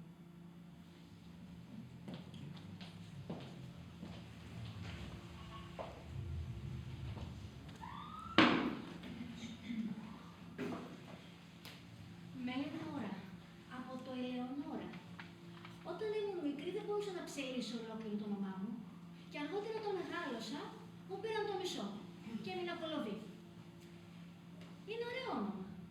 Το λες, το φωνάζεις, το θυμάσαι. Αργότερα, όταν πήγα στο σχολείο και έμαθα στη μυθολογία για τις ώρες, άρχισε να μου αρέσει κιόλας. Άσε που ξεχώριζα από όλους την τάξη. Α, έγραφα και ποίηματα. Είχα γράψει μάλιστα ένα ποίημα που το είχα ονομάσει «Η ωραία ώρα». Και έκανε πάταγο, κυρίως στα αγόρια. Γι' αυτό και τα κορίτσια με ζήλευαν. Και κάθε φορά που πέρναγα από δίπλα τους, κοιτούσαν το ρολόι τους, τάχα μου, και έλεγαν «Τι ώρα να είναι, τι ώρα να είναι». Ούτε καθόλου δεν με ένοιαζε. Φτάνει που δεν πέρναγα παρατήρητη. Κυρίως από τα μάτια του Σύφη. Ο Σύφης λοιπόν ήταν γιος Μπάτσου και είχε πολύ τουπέ. Του πέφτει όμως στο τουπέ μου όταν εγώ πήγαινα κοντά. Κάποια στιγμή μου ψέλισε στα αυτή η συμφορά μου και έβαλε τα γέλια. Έσκασα κι εγώ στα γέλια και έσπασε ο πάγος η 1000 φιλιά. Από τότε, όπου βρισκόμασταν, φιλόμασταν. Παντού. Μέχρι που ένα βραδάκι μας πήρε γραμμή ο Μπάτσος, ο πατέρας του. Και έγινε Τούρκος αποκριτήκαρος. Όχι, κουμπούρι δεν του βγάλε του Σύφη, αλλά του ρίξε μια σφαλιάρα που άστραψαν τα μάτια του. Εγώ έφυγα τρέχοντας για το σπίτι. Έκανα μέρες να βγω. Η μάνα μου δεν μ' άφηνε. Γιατί είχε θυμώσει πάρα πολύ με τη συμπεριφορά μου και είχε θυμώσει και πάρα πολύ με τη συμπεριφορά του Μπάτσου. Να κάνει ρεζίλι το κοριτσάκι της στη μέση της πλατείας. Έκανα όπως σας είπα μέρες να βγω. Κάποια στιγμή, όπως καθόμουν στο δωμάτιό μου, άκουσα από το παράθυρο το γνωστό σφύριγμα. Για πότε άνοιξα το παράθυρο και πετάχτηκα έξω, ούτε που το κατάλαβα. Μόλις είδα το σύφι, του λέω να πάνε να χαθούν οι γέροι μας. Γέρους αποκαλούσαν τους γονιούς μας. Εμείς αυτό που θέλουμε θα το κάνουμε. Και τι θέλαμε, να παυτωθούμε. Και απαυτωθήκαμε. Και επειδή το κάναμε και καλά, το κάναμε ξανά και ξανά, στα κρυφά. Γιατί στα φανερά ούτε φιλιόμασταν, ούτε χαιρετιόμασταν. Και οι γέροι μας νομίζανε ότι το είχαμε ξεπεράσει. Τρομάρα τους. Η τρομάρα όμως ήταν δική μου. Πέρασε ένας μήνας, πέρασαν 2 μήνες. Δεν μου ερχόταν η περίοδος. Μέτραγα, ξαναμέτραγα, μήπως είχα κάνει κάποιο λάθος. Τίποτα. Όταν κατάλαβα τι συμβαίνει, έτρεξα να βρω το σύφι, να του τα πω. Αυτός καθότι μπουμπούνας άρχισε να καταλάβει τι γίνεται. Όταν κατάλαβε, γύρισε και μου είπε «Τελικά όντως είσαι η συμφορά μου». Εγώ έβαλα τα κλάματα. Έκλαιγα παρηγόρητα. Κάποια στιγμή λέω πρέπει να σταματήσω το κλάμα και να δούμε τι θα κάνουμε. Τι να κάναμε δηλαδή, εμείς ό,τι ήταν να κάνουμε το είχαμε κάνει. Και με το παραπάνω να σου πω. Ευτυχώς, εκείνο τον καιρό έφυγε με μετάθεση για την Κρήτη ο μπάτσος ο πατέρας του. Με ένα πέλαγο να μας χωρίζει. Από το δικό του το σόι είχαμε τελειώσει. Τώρα έμενε το δικό μου. Έπρεπε να συμμαχίσω με τους γονείς μου για να μας βοηθήσουν. Και από πού θα ξεκινούσα? Από τα δύσκολα. Από τη μάνα μου.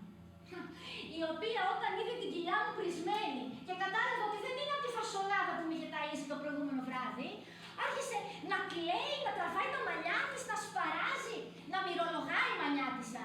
Λες και είχε μπροστά της νεκρό. Την άφησα να τσουρομαδιέται. Όταν απόκαμε, της είπα, εγώ θα τον πάρω και παρά τη συγκατάθεσή σου. Τότε κατάλαβε την αποφασιστικότητά μου και υποχώρησε. Έκανε την ανάγκη φιλότιμο και μου έγραψε ένα πύργο του παππούλιου μου στη μάνη. Μισοερυπωμένο. Και με πάντρεψε κακήν κακός, μακριά από όλους. Να ακουστεί και να φτάσει στα αυτιά του μπάτσου του πεθερού. Όπως καταλάβατε, φοβόμασταν πάρα πολύ τον πατέρα του Σύφη τον κριτικό και τη μάνα τη δικιά μου τη μανιάτισσα. Για τη μάνα του Σύφη και τον πατέρα το δικό μου, ούτε λόγος. Δεν τους λογαριάζαμε, αφού δεν τους λογαριάζαν ούτε τα τέτοια τους. Εκείνο το απόγευμα μετά το γάμο, έφυγε ο Σύφης εθελοντής φαντάρος. Και έμεινα μόνη μου. Γύρισα στο πατρικό μου σπίτι. Έκλαιγα στο δωμάτιό μου το παιδικό, πάνω στο κρεβατάκι μου. Γιατί έγινα νύφη χωρίς νηφικό, έκανα γλέντι χωρίς χορό και πέρασα την πρώτη νύχτα του γάμου μου χωρίς γαμπρό. Με ένα σουβλάκι στο χέρι, να αποχαιρετάω το Σύφη στο σιδηροδρομικό σταθμό. 9 μήνες έμεινα στο πατρικό μου και άκουγα τη μάνα μου να μυρολογάει απ' έξω. Όταν έφτασε η ώρα μου, έσφιξα τα δόντια να μην ακουστώ στους γείτονες, που κάτι είχαν καταλάβει, αλλά δεν το είχαν σιγουρέψει κιόλας. Τότε λοιπόν αισθάνθηκα πρώτη φορά στη ζωή μου γυναίκα παντρεμένη. Όταν έκανα το γιο μου. Έστειλα γράμμα στον πατέρα φαντάρο να έρθει να μας δει. Αυτός μόλις είδε το μωρό, μου είπε «Αυτό είναι το εισιτήριό μας να γυρίσουμε στην Κρήτη». Βλέπεις, ήθελε και αυτός τον πατρίδο με τους γονιούς του. Με μαύρη καρδιά ετοίμασα τα πράγματά μου, δεν είχα κι άλλη επιλογή. Άφησα τη δική μου πατρίδα και τους δικούς μου γονιούς, μάζεψα λίγα πράγματα, τη ληξιαρχική πράξη, το φύλλο πορείας και ετοιμάστηκα να κριτικέψω.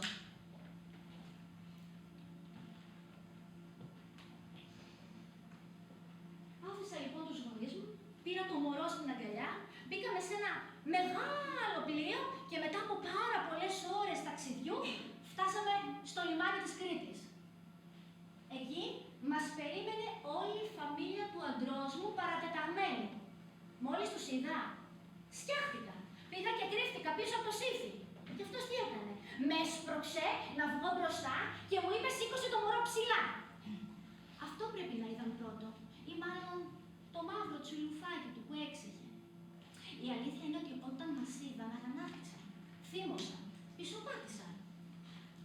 Αλλά όταν πήγα κοντά στον πεθερό μου, του φίλησα το χέρι και του έβαλα στην αγκαλιά του το κοπέλι ντυμένο στα μπλε, αναθάρρυνε. Ξέρετε τι έκανε? Άρχισε να κδίνει το μωρό. Του έβγαλε τις πάνες. Ήθελε να σιγουρευτεί ότι είναι αγόρι. Μόλις σιγουρεύτηκε, το σήκωσε ξεβράκωτο να το δει όλη η οικογένεια. Και προχώρησε για το σπίτι. Πίσω του όλοι εμείς πεζουριά. Αχ, έτσι λοιπόν μπήκα στο σπίτι του κριτήκαρου που έκανε τρικούβερ το γλέντι, φαγοπότη, μπαλωθιές. Χαίρονταν όλος ο κόσμος, εκτός από το μωρό μου, που το καημένο άκουγε τις μπαλωθιές και φοβόταν. Αυτό το κουσούρι δεν το έκοψε ούτε όταν μεγάλωσε. Τσάμπα τον έπαιρνε ο παππούς και τον πήγαινε στους γάμους και στα πανηγύρια και του δίνε το πιστόλι να ρίχνει μπαλωθιές. Αυτό το καημένο κρυβόταν και έκλαιγε. Δεύτερη προσπάθεια του παππού να τον κάνει κυνηγό. Αφήνει λοιπόν το πιστόλι και παίρνει την καραμπίνα. Παίρνει το παιδί, το έτρεχε σε βουνά και σε ραχούλες, να σκοτώνει πέρδικες και λαγούς. Αυτό έβλεπε τα πουλάκια νεκρά, άντε να τα φάει μετά. Άλλα κλάματα. Τρίτη προσπάθεια του παππού να τον κάνει καβαλάρι. Απέτυχε παταγωδός και σε αυτή.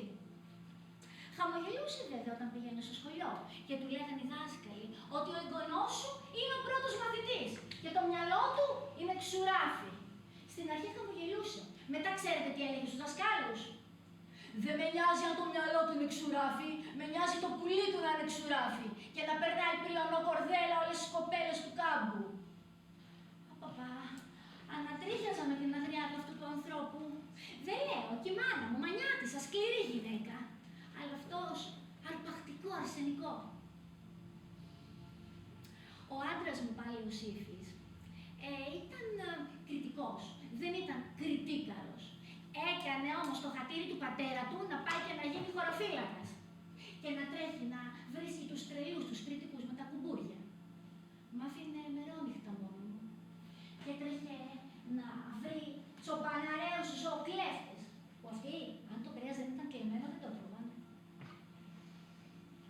Μόνη μου μεγάλωνα το γιο μου. Τον διάβασα ή μάλλον με διάβαζε. Γιατί μου κουβαλούσε από το σχολείο όλα τα βιβλία και μου μάθαινε όλα όσα δεν είχα μάθει στο δικό μου το σχολείο. Μαζί κάναμε τα όνειρα με το γιο μου. Μαζί κάναμε τα σχέδια. Αυτοί εδώ θέλουν να τον κάνουν κτηνοτρόφο, η κτηματία. Στην καλύτερη περίπτωση γεωπόνο. Ο δικός μου ο γιος γεωπόνος, που έπεσε με τα χώματα και όταν λέρωνε τα χεράκια του έτρεχε με το πλήνι. Κρυφά από τον παππού βέβαια.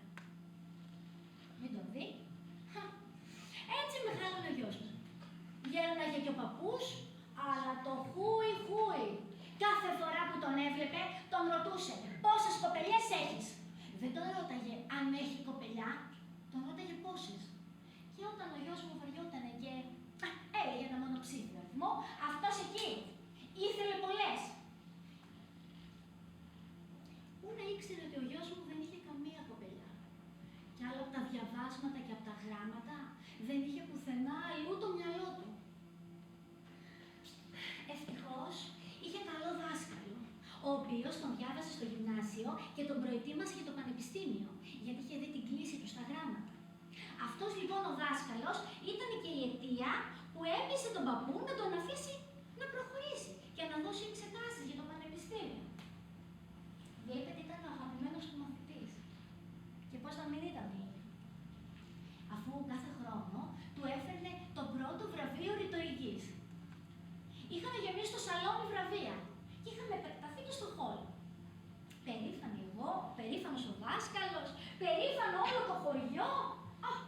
Ο πατέρας και ο παππούς είχαν αρχίσει να μην ικανοποιούνταν από όλα αυτά. Σκεφτείτε, ένα βράδυ που είχαν στείλει τον άντρα μου το Σύφη να πάει να βρει τον απαγωγέα μιας δύσμηρης κοπελιάς που την είχε χώσει σε μια σπηλιά και ποιος ξέρει τι της έκανε, όταν γύρισε στο σπίτι διεκδικητή του ποδόγυρου.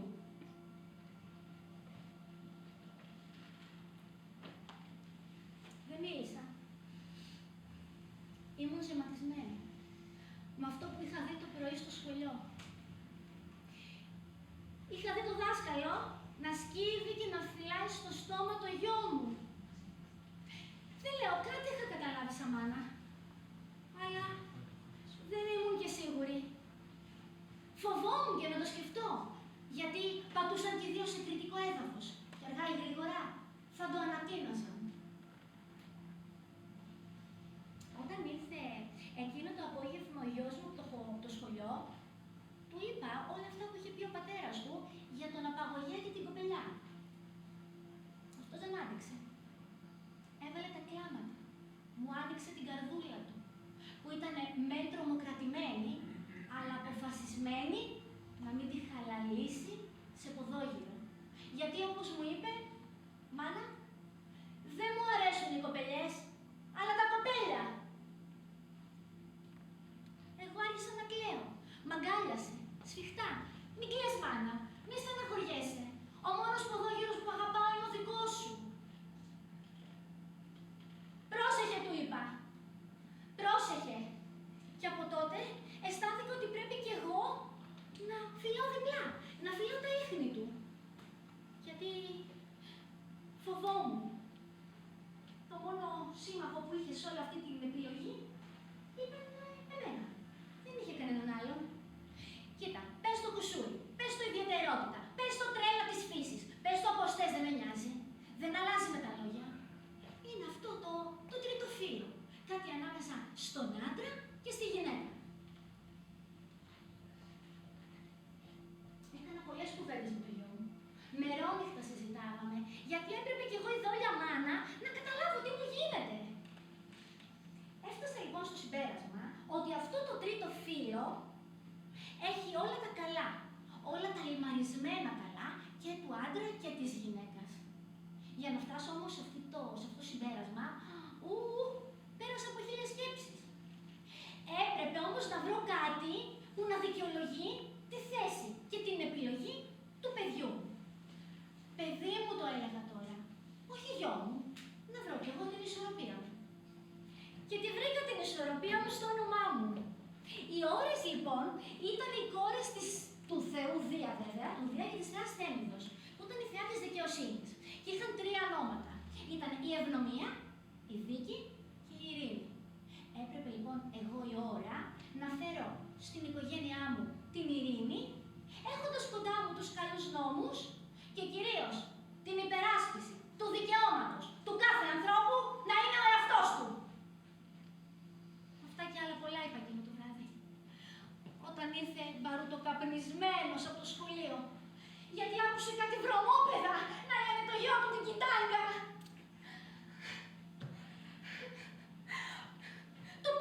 Του πήρα τη ζώνη από τα χέρια. Χτύπαγε το παιδί αλίπητα. Το δικό μου το παιδί το χτύπαγε αλίπητα. Του πήρα το ζωνάρι, πήγα στη μέση. Τούπα. Ούτε ξέρω τι έλεγα. Έπεσε ξερός, δεν μίλαγε. Άρχισε να βγάζει αφρούς από το στόμα. Τρόμαξα. Πήρα ένα ποτήρι κρύο νερό και του το ρίξα στη μούρη. Τίποτα. Ούτε φρύδι δεν κουνιόταν. Πήραμε με το γιο μου το νοσοκομιακό. Να έρθουν να τον πάρουνε οι νοσοκόμοι. Τον πήγαμε στο νοσοκομείο.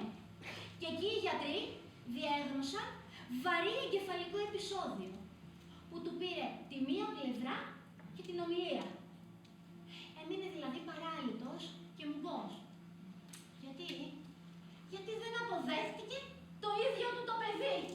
Γιατί δεν ήθελε παιδί αυτός, ήθελε αγόρι.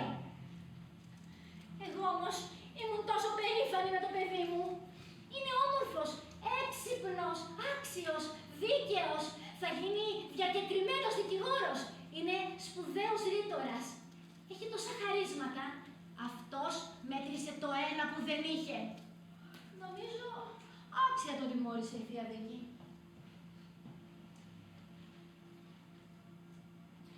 Όταν ήρθε ο πατέρας του στο νοσοκομείο να δει το γιο του, του είπαμε ψέματα. Του είπαμε ότι έφαγε πολύ και ήπιε πολύ, έσκασε, δεν άντεξε και πήγε στο νοσοκομείο. γιος μου τι έκανε? Πήρε τον παππού παράμερα και του είπε όλη την αλήθεια. Του είπε ότι δεν τον ενδιαφέρουν οι ποδόγυροι και δεν τον ενδιαφέραν ποτέ. Δεν άκουσα την απάντηση. Άκουσα μόνο το γουδούπι στα μοσαϊκά του νοσοκομείου. Ένα κυπαρίσι μέχρι εκεί πάνω. Ένας δίμετρος άντρας να κοίταται νεκρός στα μοσαϊκά του νοσοκομείου. Επειδή δεν άντεξε την αντίθετη φορά του ανέμου.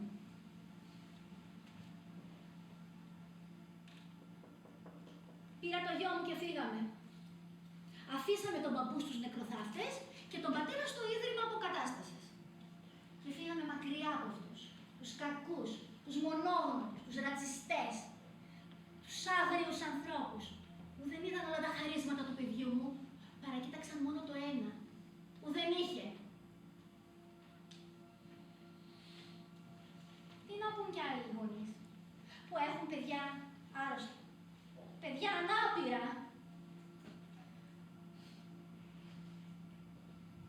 παιδιά που σαπίζουν στις φυλακές, παιδιά εγκληματίες, βιαστές, παιδιά αδελφοκτόνα, παιδιά αχάριστα, παιδιά νεκρά.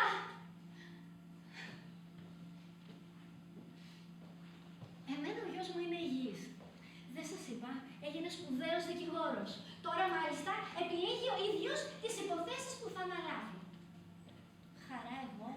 Α, χτες τον πήρα τηλέφωνο από ένα δικηγορικό γραφείο του εξωτερικού που ασχολείται με τα ποινικά. Τέλος πάντων, δεν θυμάμαι τι μου λέγε. Τον θέλουν για συνεργασία. Περήφανη μάνα.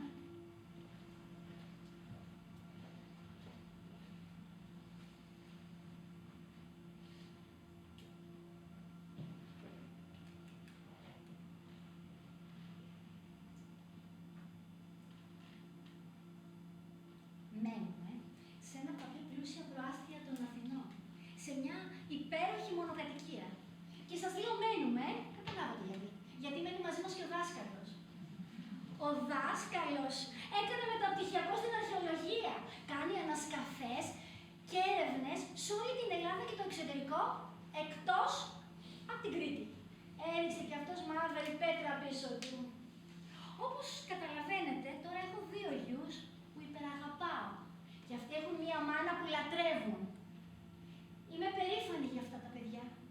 Είναι άξια, τίμια, εργάζονται, αγαπιούνται, χαίρονται τη ζωή τους και μαζί τους χαίρομαι κι εγώ.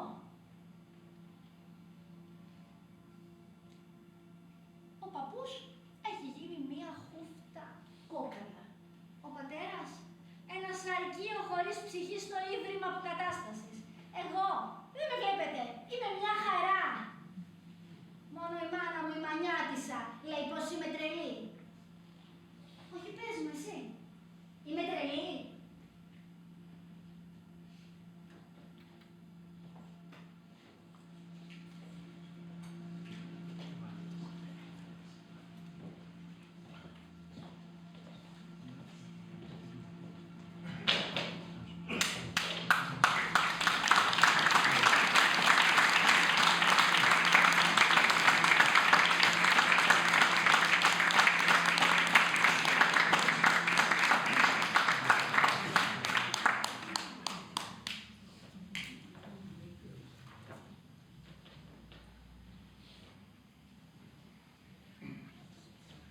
Έφτασε η ώρα της αποκάλυψης. Να μάθουμε αν η εικόνα μας είπε την αλήθεια. Έλα.